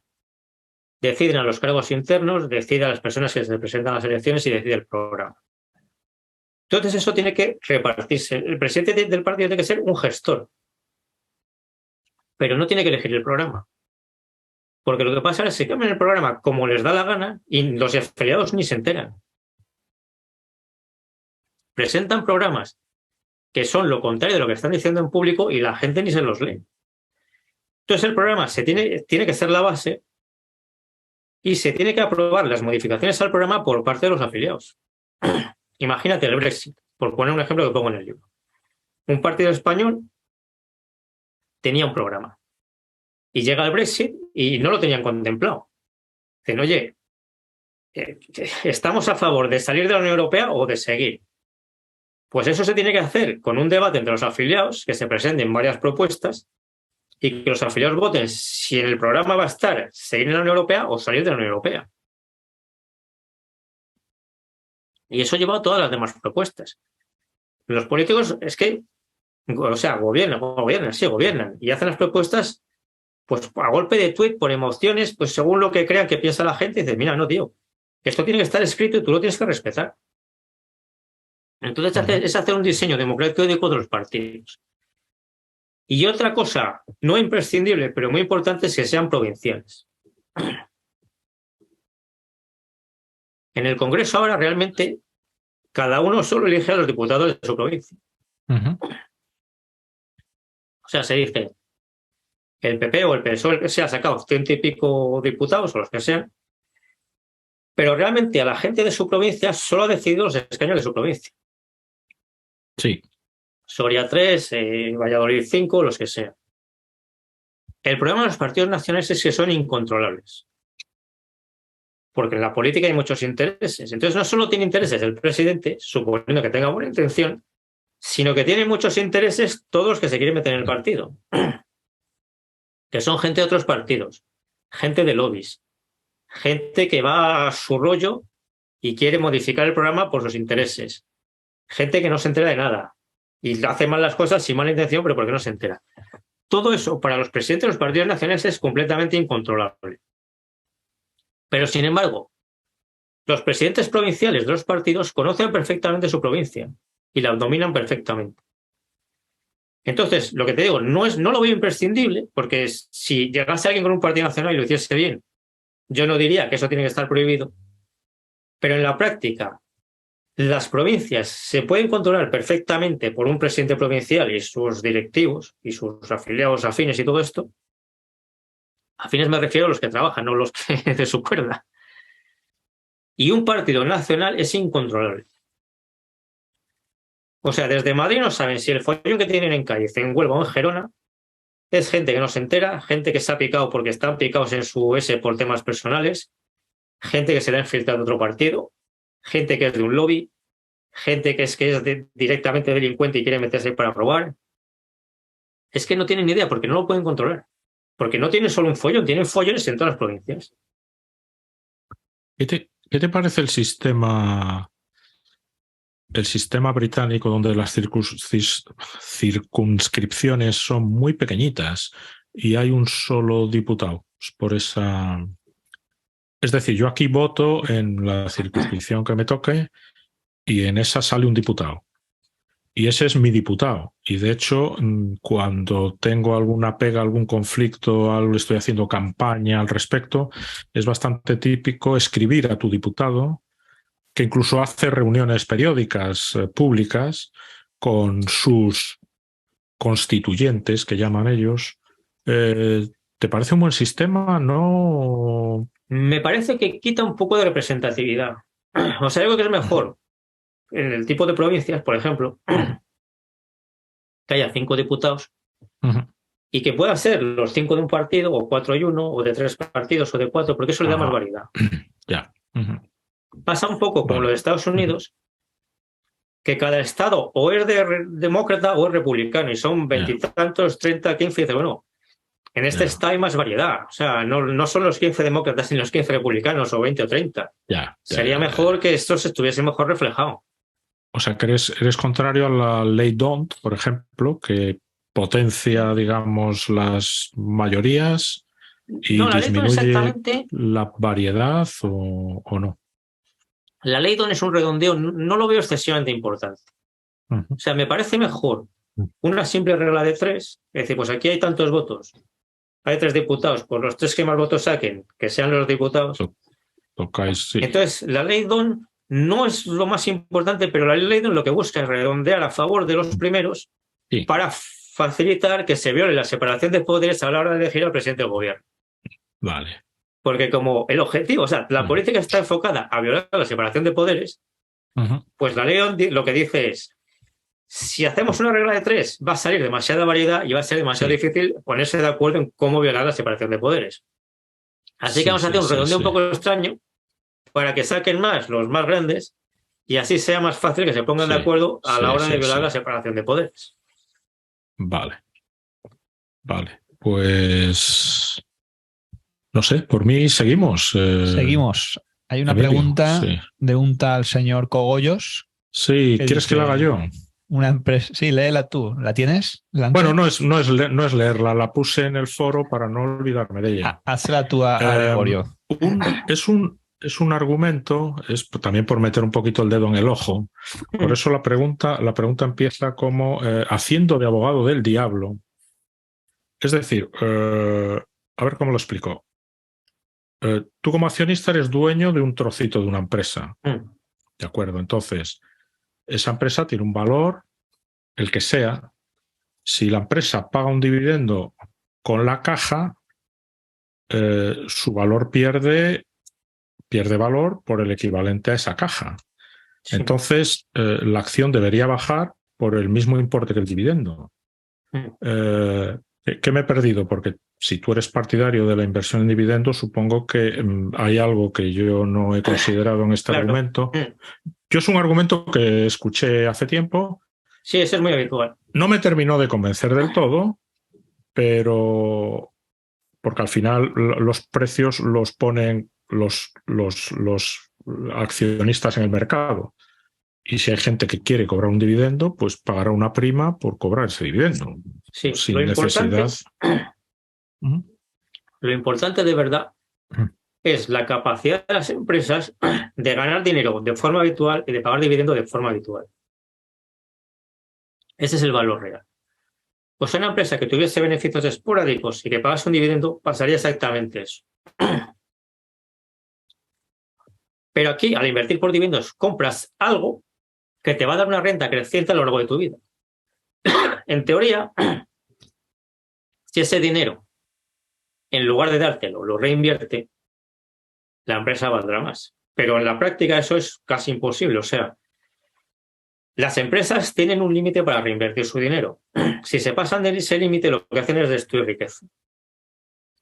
Yo pongo ejemplos extremos, por ejemplo, las eléctricas, que es uno de los sectores que más dividendos ha pagado.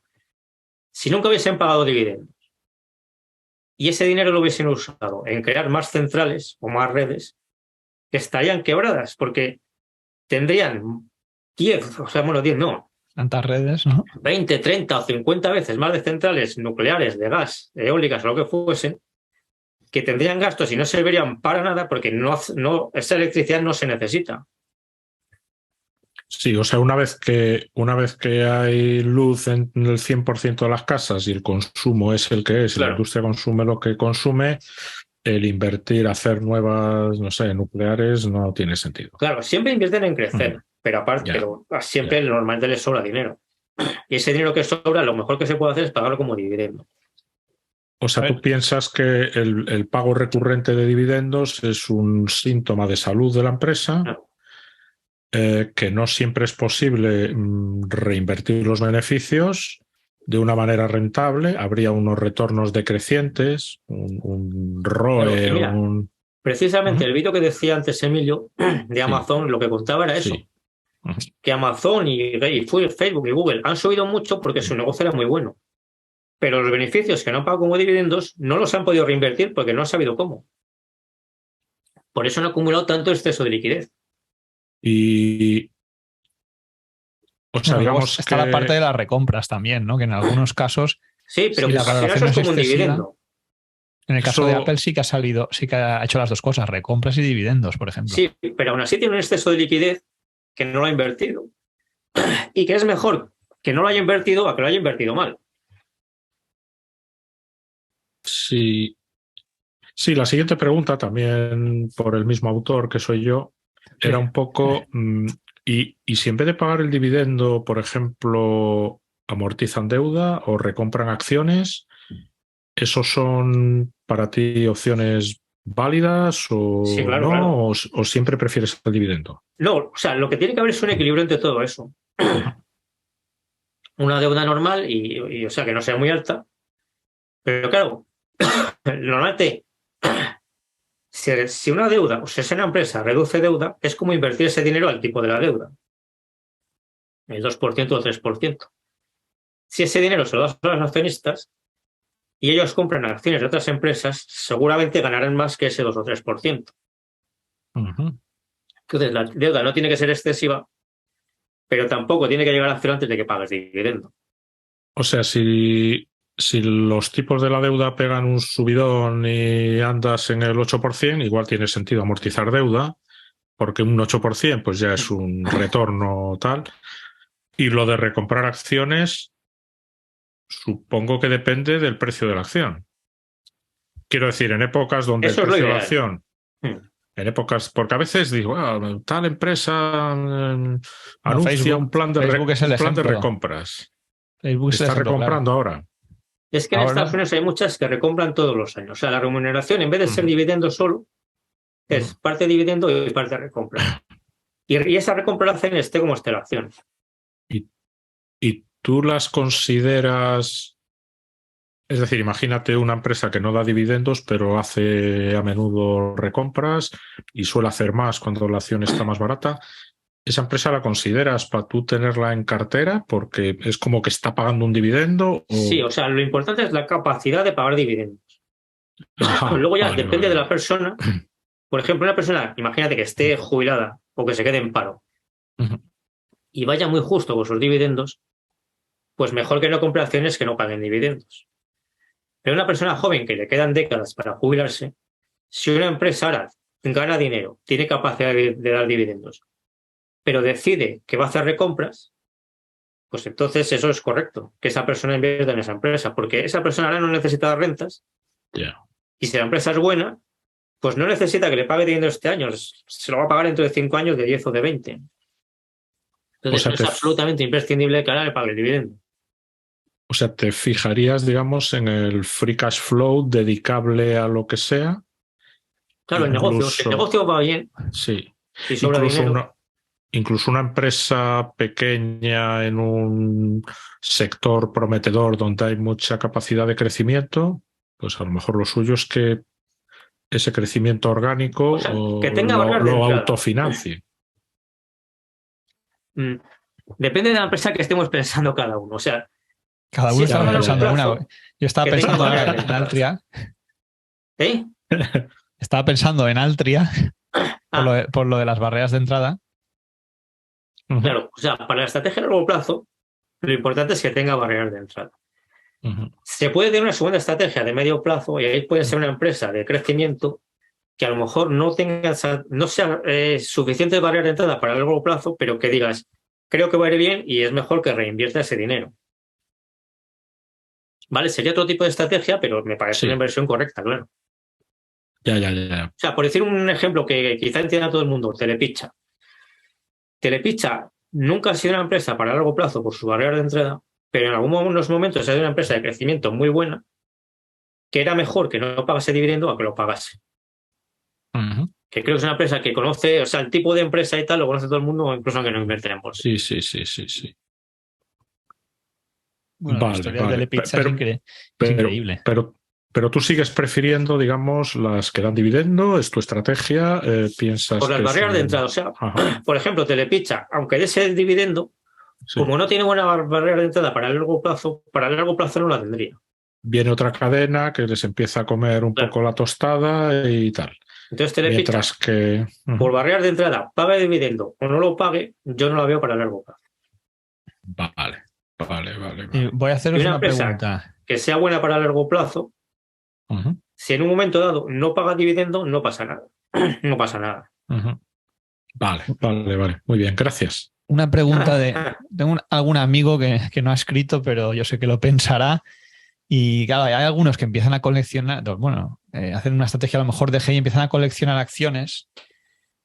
Y yo ahí tengo mi propia teoría, ¿no? Y hay algo que no creo que no es rebatible cuando discuto con alguien por el tema del dividendo y al final es la psicología, ¿no? La psicología de la tranquilidad que le da a la gente tener una renta pues mensual o lo que sea, pues eso es algo que no Eso es lo fundamental. puedes, no lo puedes, digamos, combatir, ¿no? Y entonces, pero hay gente que a lo mejor empiezas a acumular acciones y cuando te das cuenta tienes 100, aunque sean 1.000 euros cada una o 2.000 o lo que sea, y eso se A convierte ver, casi en un indexado. Que por no hay cierto, muchos casos, pero bueno, si a alguien le sí. parece bien hacerlo así, que lo haga así. Pero esos casos son pocos. He visto algunos, pero son pocos. Oye, ¿qué nos dices de los indexados? Que últimamente te hemos visto ahí en YouTube dándoles cera. Los indexados a largo plazo tienen rentabilidad positiva. Yo lo que digo es que es mejor invertir directamente en acciones, porque los indexados tienen unas desventajas matemáticas y además, cuanta más gente se indexe, peor funciona ese algoritmo y peor rentabilidad tendrán. Entonces yo los ¿Cuánto? indexados los veo bien, por ejemplo, para hacer operaciones en emergentes. Porque si alguien dice, Vietnam está barato y lo quiero comprar ahora, que se ponga a analizar, por decirte, 20 acciones de Vietnam para ver si compra 10, yo no lo veo, o sea, para un Y particular yo eso no lo luego, veo. y luego pedirle al broker que te compre esa acción, etcétera. Entonces, para esos Y... casos, ah, el ETF es lo adecuado. ujú. Pero para invertir a largo plazo por dividendos, si compras directamente las acciones, tendrás más patrimonio y más rentas. Pero lo de los indexados, creo que vi ese vídeo además. Era un poco porque las empresas más grandes y que más suben pesan más. No, no Y exactamente. tienen. ¿Cuál era, digamos, el Las más grandes pesan más, razonamiento? es obvio. La idea es una empresa que cotiza hoy a 100 y el mes que viene a 70 y no ha pasado nada especial, o sea, no ha caído por nada, sino por movimientos del mercado, que es lo habitual, Ujú, está más cara a 100 que a 70. Entonces, un índice compra más cuando está a 100 y compra menos cuando está a 70. ujú. Entonces, esa desventaja Vale. matemática va reduciendo la rentabilidad del índice. Y cuanta más gente invierta, más les perjudica esa desventaja.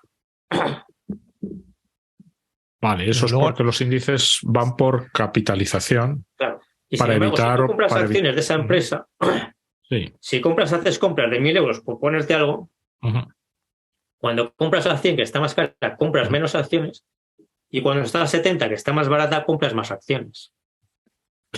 Hombre, la indexación tiene una esperanza positiva de rentabilidad y yo creo que una de las grandes virtudes que tiene es la comodidad y la diversificación casi automática. Si yo no digo que te arruines, yo lo que digo es que es más eficiente hacerlo en acciones y creo que la gente va a vivir mejor.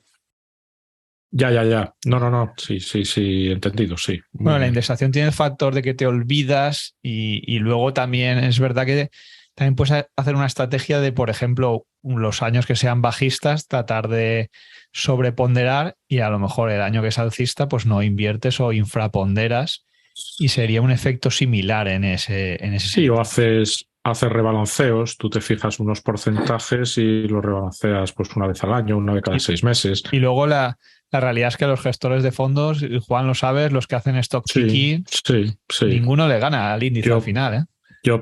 Yo tengo una publicación, no sé por qué me dio por hacer eso, luego ahora cada vez que me toca es un incordio. Cuando cumplí 50, ahora tengo 55, digo, voy a hacer aquí y estaban muy de moda los fondos value españoles, ¿no? Los Cobas, AZ Valor y compañía, y entonces yo elegí pues 5 o 6, o no sé, quizá más, de ese tipo de fondos, son casi todos value. Y luego elegí unas opciones indexadas que un tío como yo, sin ningún conocimiento, pues creo que hice 2 o 3. Una era Europa-América Gran Capitalización 50-50, otra era Mundial Empresas Grandes y Empresas Pequeñas y el otro no sé cuál era. Y caray, las 3 opciones que una persona de poco conocimiento como yo eligió así al tuntún, pues ahí están entre las 4 primeras, siempre. Hay alguno que se cuela, una vez es Valentum, otra vez es AZ Valor, pero en general, digamos, están ahí arriba. Y es por los costes. O sea, es por los costes, al final.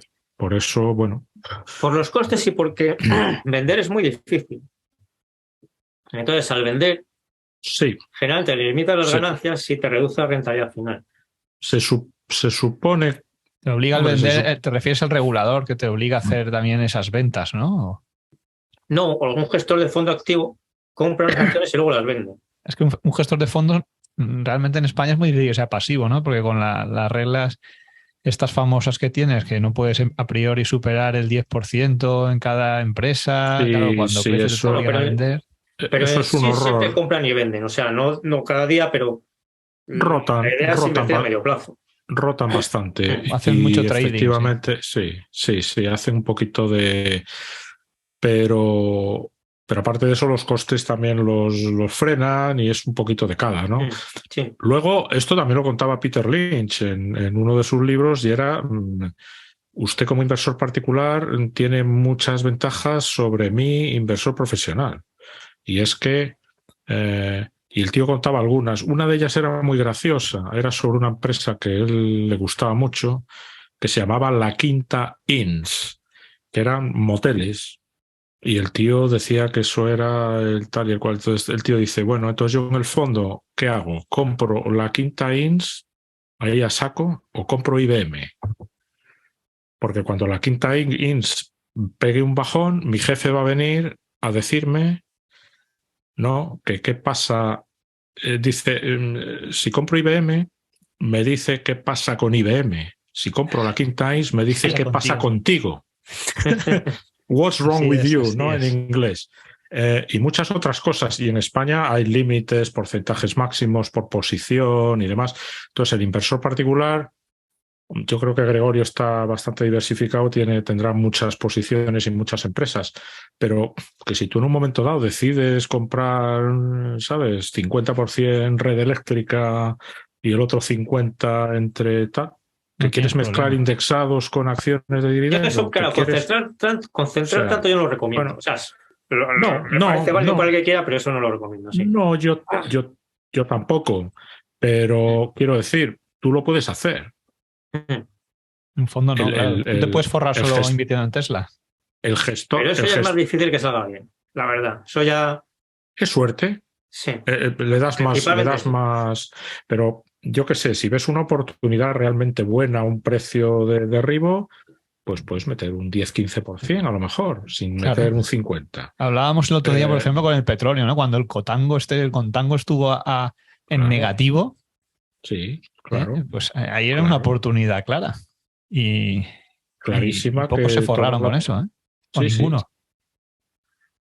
No, siempre hay alguien que tiene la ¿sabes? Pero claro, era una época de mucho miedo, medio de pandemia, que eso, te traían el petróleo a tu casa para que lo echaras en tu piscina si querías y cosas así, ¿no?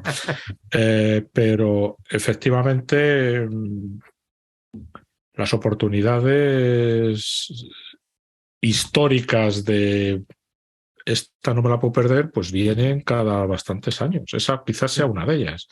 Ya no comprar lo que es un ETF de la materia prima, pero cargas de Shell y de BP y de Exxon y de no sé qué, que además seguramente dan dividendo también.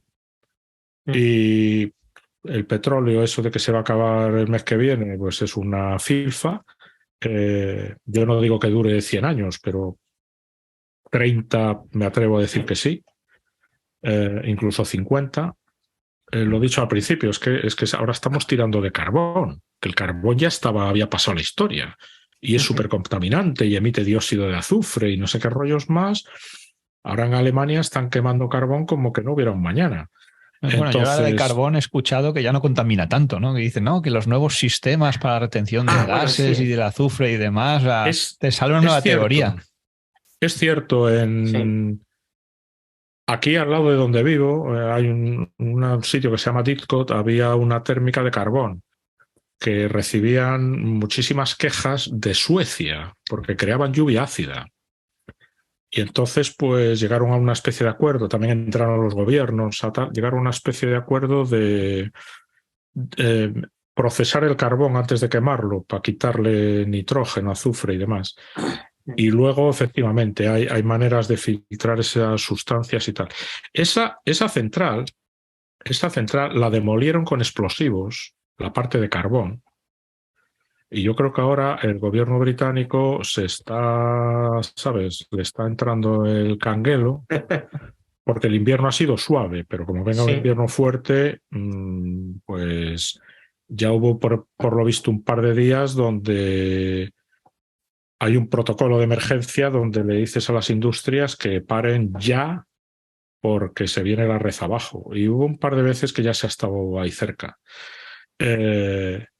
¿Por qué la destruyes? Déjala parada. Exacto, para la emergencia. Sí. Déjala parada y un buen día, con una buena pila de carbón ahí almacenada y un buen día que te hace falta encender, enciendes. Pero se la cargaron a bombo y platillo con explosivos saliendo en las noticias de la BBC, en el telediario. Una imagen.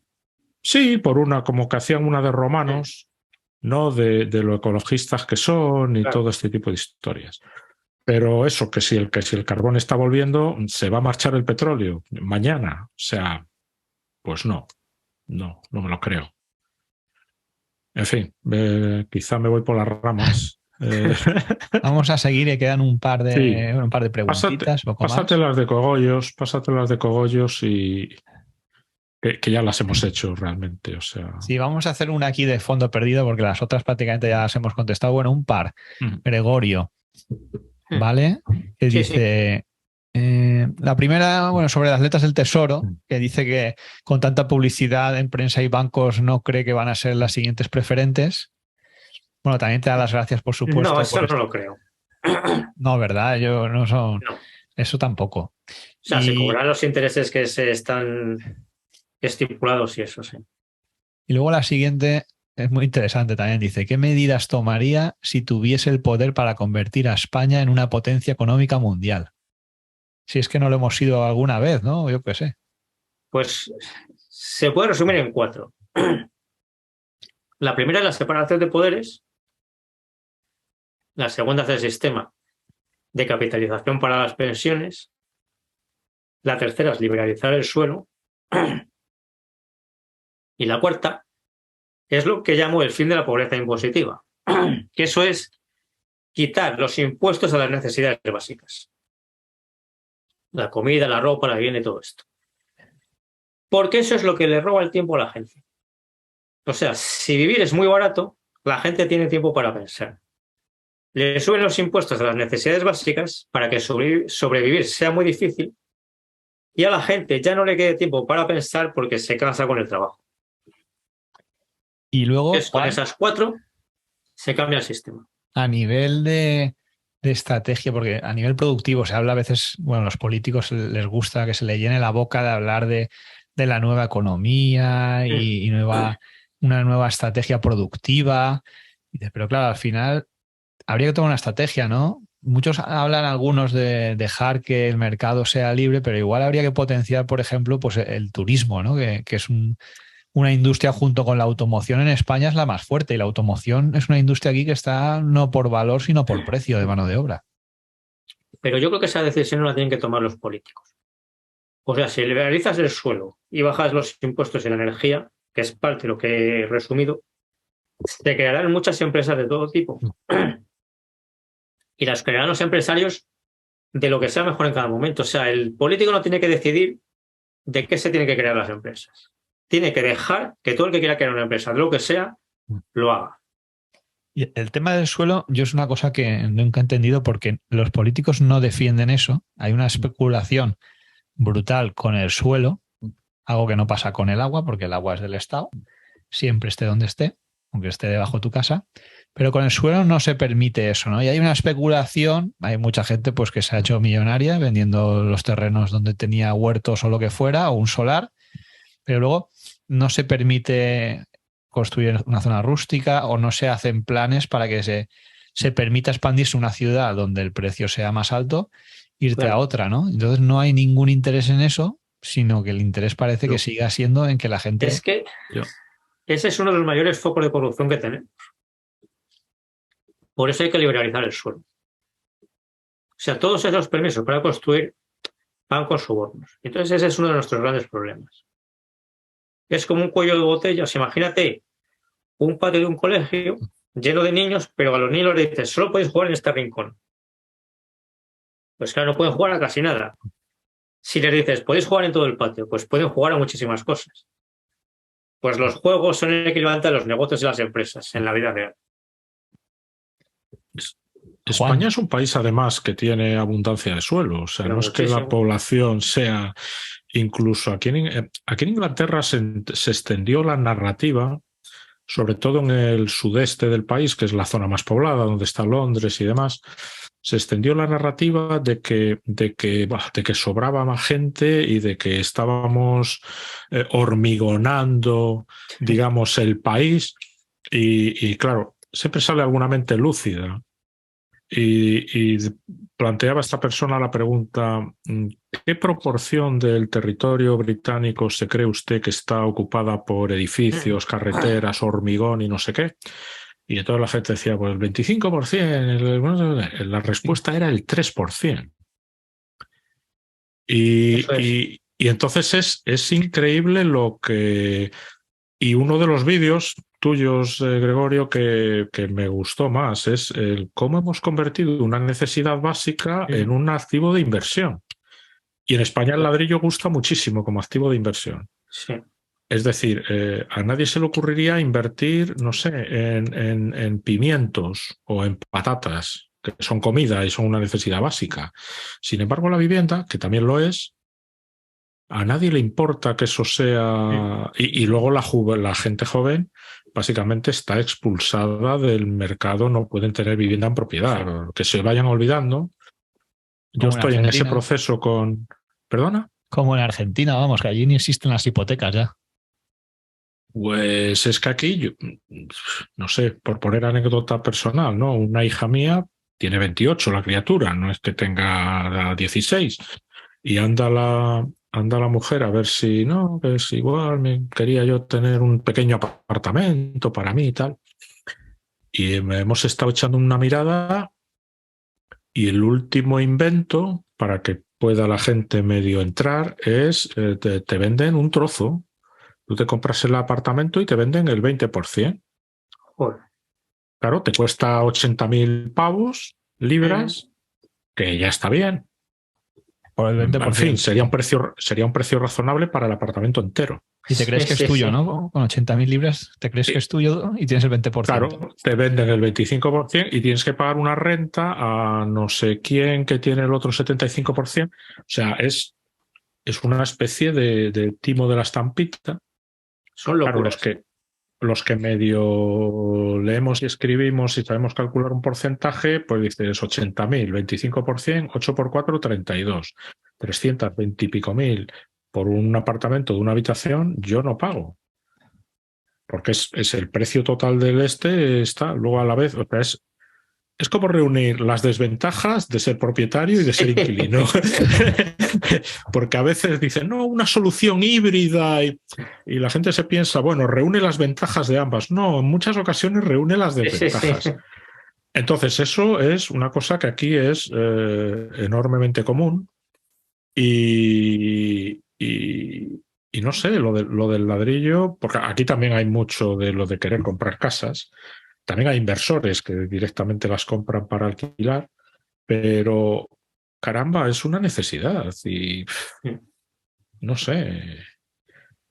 En fin, y de hecho es un derecho, ¿no? En la Constitución española lo es. Eso sí. frena la economía porque la gente, como no tiene expectativas de crearse una vida, un futuro, una familia, sí, pues se conforma con cualquier trabajo, se conforma con cualquier cosa. Y no se tienen ambiciones de mejorar porque se ve imposible. Bueno, es que sí, de hecho es imposible. Es lo normal. A la gente normal nos dicen, entrena a ver si te ganas la medalla de oro de los 100 metros lisos en los próximos Juegos Olímpicos. Dices, es que no lo voy a ganar ni en broma. Entonces no voy a entrenar para eso porque me voy a lesionar y no voy a conseguir nada. Es que corres con una mochila. Con lo normal que es crearse una vida y un futuro. Corres con una mochila llena de piedras.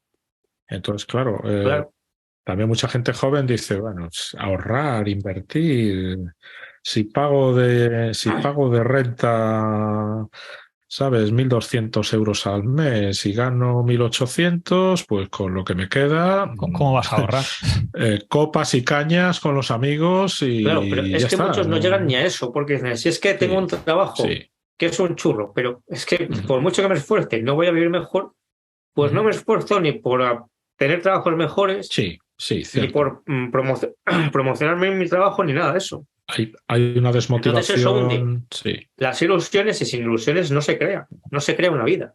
Sí. Bueno, y yo siempre cuento, yo empecé a trabajar creo en el año 91, ha llovido ya. Y mi primer sueldo, lo recuerdo como si fuera ayer, eran limpias 180 y pico mil pesetas. Al cambio peseta-euro, esos son 1.000 y poco euros. Sí, claro, sí.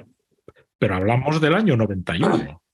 Corrígelo con la inflación y dime tú qué persona con ese título y en ese mismo trabajo gana ahora, ya no digo lo mismo, en valor adquisitivo corregido, la mitad. Y bueno, lo hemos mencionado, es empobrecerte a poquitos. Sí. Y como no ocurre de repente y no miras la cuenta corriente y te han quitado un 10%, pues bueno, te van quitando pues eso, un poquito cada mes. En fin, bueno. Hay una final, lo que le quitan a la gente son las ilusiones. Y no se quiere mejorar ni se ve razones para esforzarse. Y es muy triste. Yo creo que urge, por ejemplo, eliminar casi todas las subvenciones. Todas las subvenciones son negativas. Por no decir que todas. A mí de vez en cuando pues veo en el LinkedIn un proyecto de unos tíos en Madrid que están haciendo, yo trabajo en cosas técnicas, ¿no? Software, hardware, electrónica, cosas así. Entonces, pues estos tíos van a fabricar no sé qué producto y tal y cual. Y ya voy a mandarles un mensaje, ¿no? A ver qué tal y qué cual y no sé qué. Y entonces la conversación va muy interesante, gente interesante y capaz y no sé qué. Entonces, inevitablemente, en un momento de la conversación se llega a que la comunidad de Madrid les ha dado, ¿sabes?, 30.000 euros. Y entonces yo ahí ya Sí, lo tiene que gastar. hago un switch off, ya digo, se acabó este proyecto, ya educadamente cierro la conversación. Es decir, esa no es forma de funcionar, Sí. porque si no admites el riesgo en los negocios y no te juegas tu propio dinero y que tu padre te presta y que un amigo te pone tanto, pues no hay forma de... Y lo de la ilusión, efectivamente, lo de la ilusión, que todo el mundo quiera ser funcionario, pues es un poquito triste, ¿no? Yo creo que aquí España todo el mundo podía... quiere ser rentista. A todo el mundo le gustaría tener 3 apartamentos en Madrid y alquilarlos y vivir de rentas. Esa es la realidad. Sí, sí, Pero supongo. yo creo que hay mucha gente que de verdad es que no quiere ser ni funcionario porque no se va a sacar sus posiciones. Entonces es que mucha gente tenemos que está mentalmente hecha polvo. Uh-huh. Por falta de expectativas Claro. y de ilusión Sí. y de... Es que no ven futuro por ningún lado. Con Si unos trabajos hacemos... que son muy malos y sin ninguna expectativa de llegar a vivir mejor. Si hacemos caso a las estadísticas de, no sé, recetas de antidepresivos Claro, sí. y la estadística que a mí más miedo me da mirar y por eso no la miro, que es, por ejemplo, la de suicidios. Y consumo de drogas y de alcohol y Bueno, todo eso. Cosas eso de es ese tipo. probablemente algo Sí. Eso ya es un Sí. tema escabroso y una lacra grave, ¿no? Yo, por un punto positivo, es verdad que, bueno, las expectativas han ido empeorando poco a poco. Uh-huh. Ahora, para los jóvenes y los menos jóvenes ya es más complicado, ¿no? Porque cuando tienes 40 o 50 años, pero los que tienen 20 o 30, pues tienes que buscar soluciones para ahorrar. Y si tienes que compartir piso, yo recuerdo cuando nos casamos, pues compartíamos piso con un compañero que trabajaba, no había ningún problema. Y esos gastos se compartían, tenías una vivienda un poco mejor y vivías con una cierta calidad. Y lógicamente todo el mundo quiere su independencia y su chalet con parcela, pero eso a veces no puede ser. Entonces, más que buscar excusas, tienes que buscar una solución y luego pues ya la última es, si no te convence, pues... Lo hablaba... Sí, Gregorio, No, decía que hay que buscar soluciones particulares y a la vez soluciones para la situación general. Yo creo que hay que trabajar en los dos, en las dos direcciones. Yo tenía ayer la conversación hablando del ahorro y de tal, y de, bueno, pues es un tema que tampoco le interesa mucho a la gente, porque la gente cree que no tiene capacidad para ahorrar y para invertir y no sé qué, porque en realidad hay mucha gente que casi roza la pobreza y tal. Y comentaba yo, digo, precisamente esa gente es la que más necesita ahorrar e invertir. Es decir, el que es rico, un podrido multimillonario, que le sale el dinero, que ya no es que le llegue el dividendo, es que, ¿no? Un día puse yo un tuit por unas accioncillas que tenía de Inditex y digo, no, hoy cobro 60 euros de tal. Digo, y soy tan accionista de Inditex como Amancio Ortega. Digo, solo que él cobra de dividendo 3.000 millones y yo cobro 60 para... Pero al final, la gente más humilde es la que más necesita el dividendo. Claro, el dividendo, el mirar a una prosperidad, el mirar a un futuro, el ir acumulando, ir... es decir, no, es que invertir es cosa de ricos. Bueno, los ricos invierten porque, entre otras cosas, a lo mejor son ricos por eso. Por eso, sí. Pero confundimos a veces la causa y el efecto. Pero la gente normal y corriente es la que más necesita un poco mentalizarse. Pero por eso hay que conseguir que lleguen a tener las ilusiones. O sea, lo que les falta a esa gente son ilusiones para que vean que ahorrando e invirtiendo van a vivir mejor. Sí. Y si no, pues con eso... Eso es lo que les falta ver. Si no, con esos 100 euros, pues me tomo unas copas con mis amigos. Yo, de hecho, empecé cobrando 30 euros de dividendo, me acuerdo que cobraba 30 euros al año y eso me hizo cambiar un poco de chip de decir, ostras, yo estaba de estudiante, pero decía, ¿cómo cobras 30 euros sin trabajar? Sí. Y cuando luego la pelota se va haciendo un poco más grande, ¿no? Pues 100 euros, 300, 500, 1000. Y cuando ya lo vas entendiendo... Que decíamos. exacto, la psicología dices, uy, aquí hay otro camino aparte de pues el que nos han enseñado, ¿no? Y eso es lo que yo creo que te puede generar un cambio y también al final te genera una ilusión, porque si tú dices, bueno, el que cobre 100 euros sabe que el día de mañana puede cobrar 1.000 o 10.000. Sí. Y eso, de cara al futuro, pues sí que te genera esa ilusión de decir, pues hombre, ya cuando cobre esa cantidad, a lo mejor sí que puedo tener la vivienda que quiera o el negocio que quiera o viajar, no sé, todos los años porque me gusta irme a una playa de Bali y tumbarme a la Bartola. Claro. También dentro de los cambios, digamos, sociales que habíamos comentado, ¿no? De que la gente trabaja a tiempo parcial, de que la gente ya no quiere jubilarse a fecha tal. También hay otro concepto interesante que es el de la diversidad de los ingresos. Es decir, si la pensión del gobierno no es buena, pero ahí te caen, ¿sabes?, 500 eurillos y luego en los dividendos te caen 1.300 y si eres hiperproductivo como Gregorio y tienes 15 libros a la venta y de royalties y rollos te caen no sé qué y el canal de YouTube y el no sé cuál, pues 300 de aquí, 500 de allá, 1.200 de allá, como decía mi abuelo, sacas un buen jornal, es decir, con menos riesgo además, porque te falla una cosa y tienes la otra. Por eso hay que ilusionar a la Entonces, gente. La clave es conseguir ilusionar a la gente. Y que vean que hay futuro, si se cambian las cosas, que hay futuro para todo el mundo.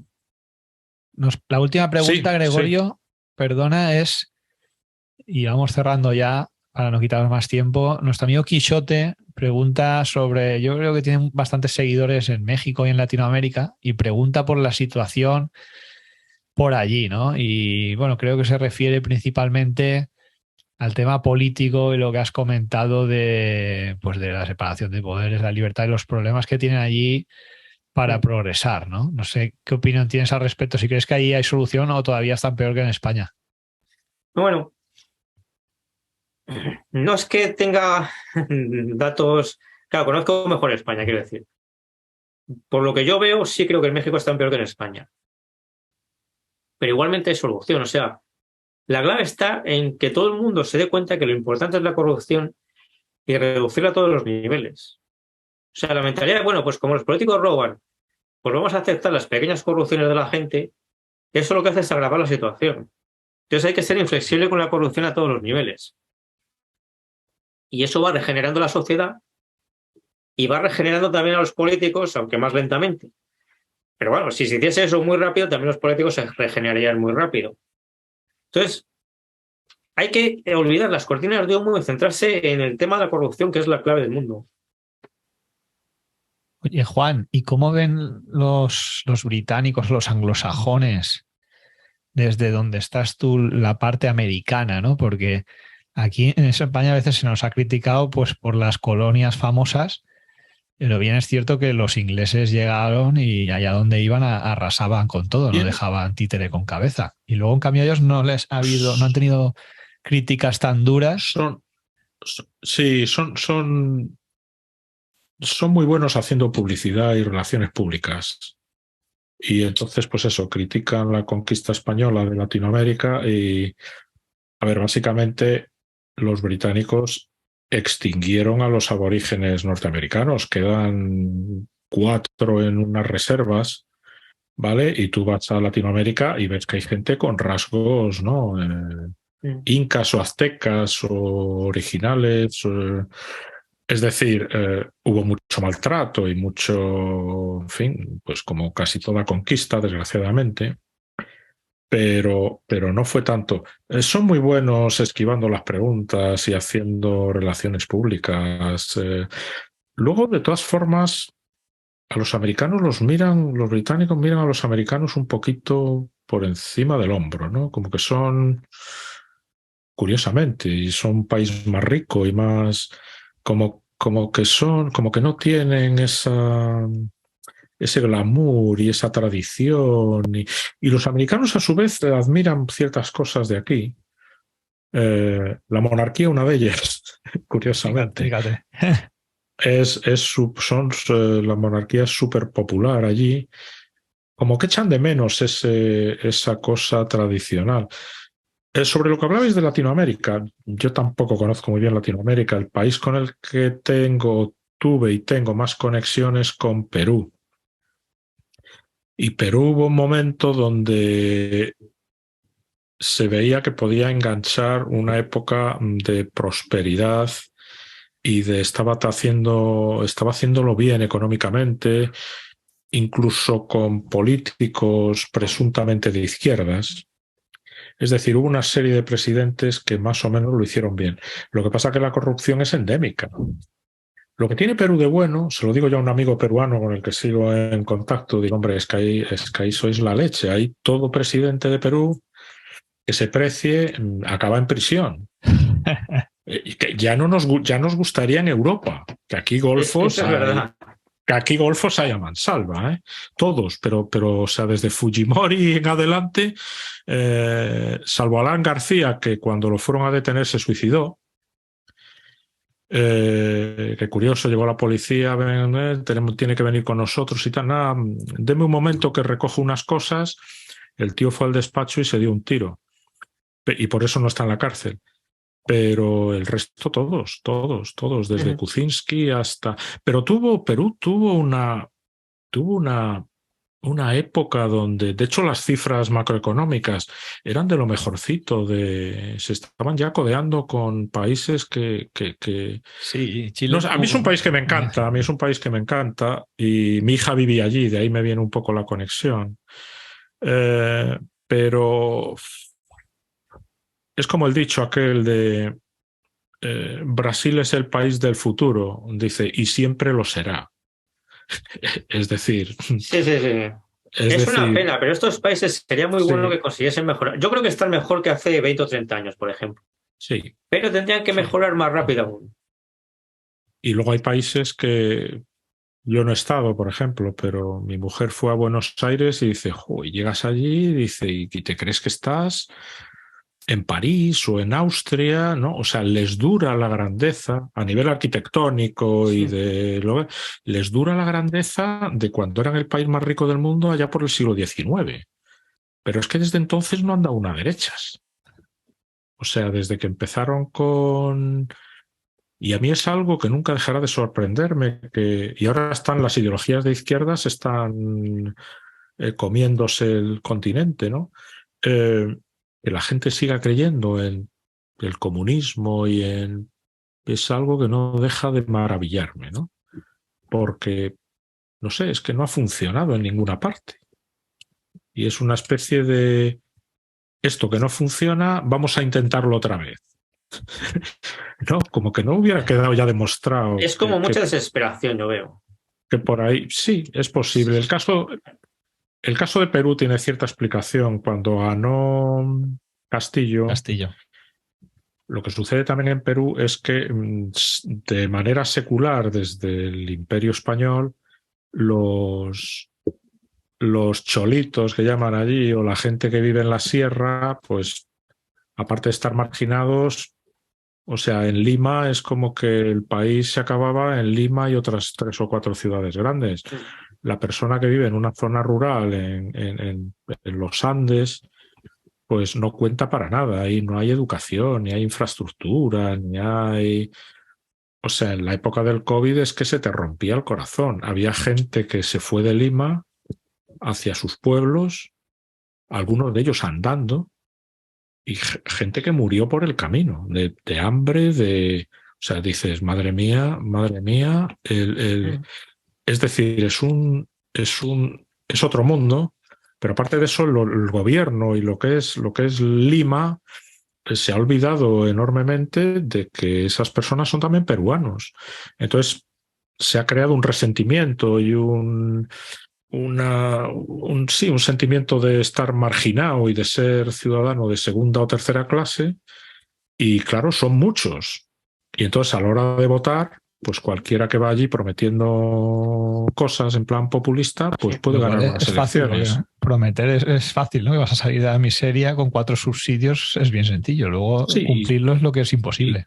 Y se hacen países desarrollados, cuanto más en un sitio donde el nivel cultural es muy bajo, y De todas formas, yo hay muchas cosas que admiro y vas a Lima y ves un ambiente de querer mejorar con cierta ilusión, ganando unos salarios de miseria, pero la gente quiere, digamos, algo mejor para ellos y sobre todo para sus hijos.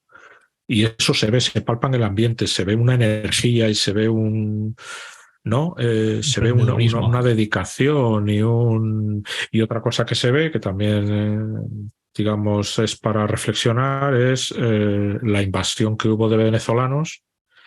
O sea, se calcula que llegó 1 millón de venezolanos, casi todos a Lima también.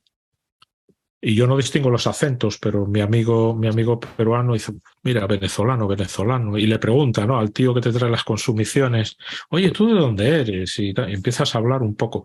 El éxodo fue salvaje y brutal, agarrándose a lo que podían en plan trabajo. O sea, increíble. Ya con el COVID la cosa fue enormemente desesperada pero bueno, a ver si se ponen con ello y a ver si en un momento dado no. Un halo de esperanza, por lo menos. Pero bueno, ahora mismo no parece que la cosa. Sí. Te decía que a mí me parece que una cosa buena que tiene Latinoamérica es que hay mucha gente joven queriendo emprender, queriendo montar negocios, queriendo ganar dinero. Totalmente. Y yo creo que eso ha mejorado mucho de la situación que había hace 20 o 30 años. Entonces ese factor es muy positivo. Sí. La demografía ayuda. La demografía allí es que, claro, la pirámide poblacional es completamente invertida a la de España. Entonces, a pocas herramientas que tengan, van a emprender y van a crecer. Pero que aparte se les ve con ganas. Que yo que hace unos años tenían menos ganas en general. Tienen hambre de mejorar. Dos cosas paseando por Lima es, yo no soy muy alto, mido 1,80, pero allí soy gigante. Y otra cosa que me llama mucho la atención es que, bueno, tengo 55 y allí soy viejo. Allí soy viejo, voy por la calle y digo, soy viejo. Todos son 20añeros y 30añeros. Sí, y en los restaurantes, vas a un restaurante, todos tienen 20 o 30. Sí. No te das cuenta hasta que lo ves delante de ti. Y claro, esa juventud, esa energía, ¿no? Debería aprovecharse un poco más. Y es a través de la ilusión. Bueno, chicos, pues yo creo que hasta aquí hemos llegado. Muchas gracias a los dos. Muchas gracias, Juan. Muchas gracias a Gregorio por participar. Gracias a vosotros. La verdad que a vosotros dos, yo lo he pasado bomba. Igualmente. Espero no haber dicho muchas tonterías, pero no, ha sido un placer, Gregorio, y no renuncio a invitarte a mi canal en otra ocasión. Cuando quieras, Juan, sí. Según decía Luigi, dice, no, Gregorio merece la pena, llámalo. Dice, porque además se deja. Digo,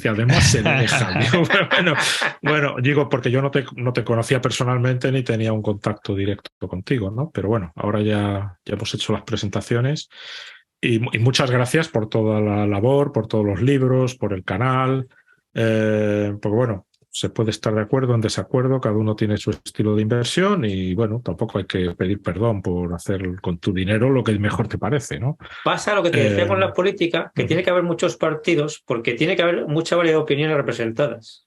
Totalmente. Ajá. Cuanto más seamos, mejor, Juan. Sí. Bueno. Sí, pues nada, montamos cada uno un partido y ya son 3. Que poquito a poco. Andrea, poco que igual la liamos. Y los foreros, los foreros podemos. Yo no voy a montar ningún partido, tengo bastante con alcanzar la IF, pero me encantaría ver a Andrea de presidenta del gobierno, que ya va siendo hora de que haya una mujer al frente. Ahí a las riendas, ¿no? Sí, bueno, sí. Muchas Muy bien, gracias. Gracias, caballeros. Gracias, Gregorio, y gracias a Igualmente. todos, y sobre todo gracias también a los oyentes y a los qualities.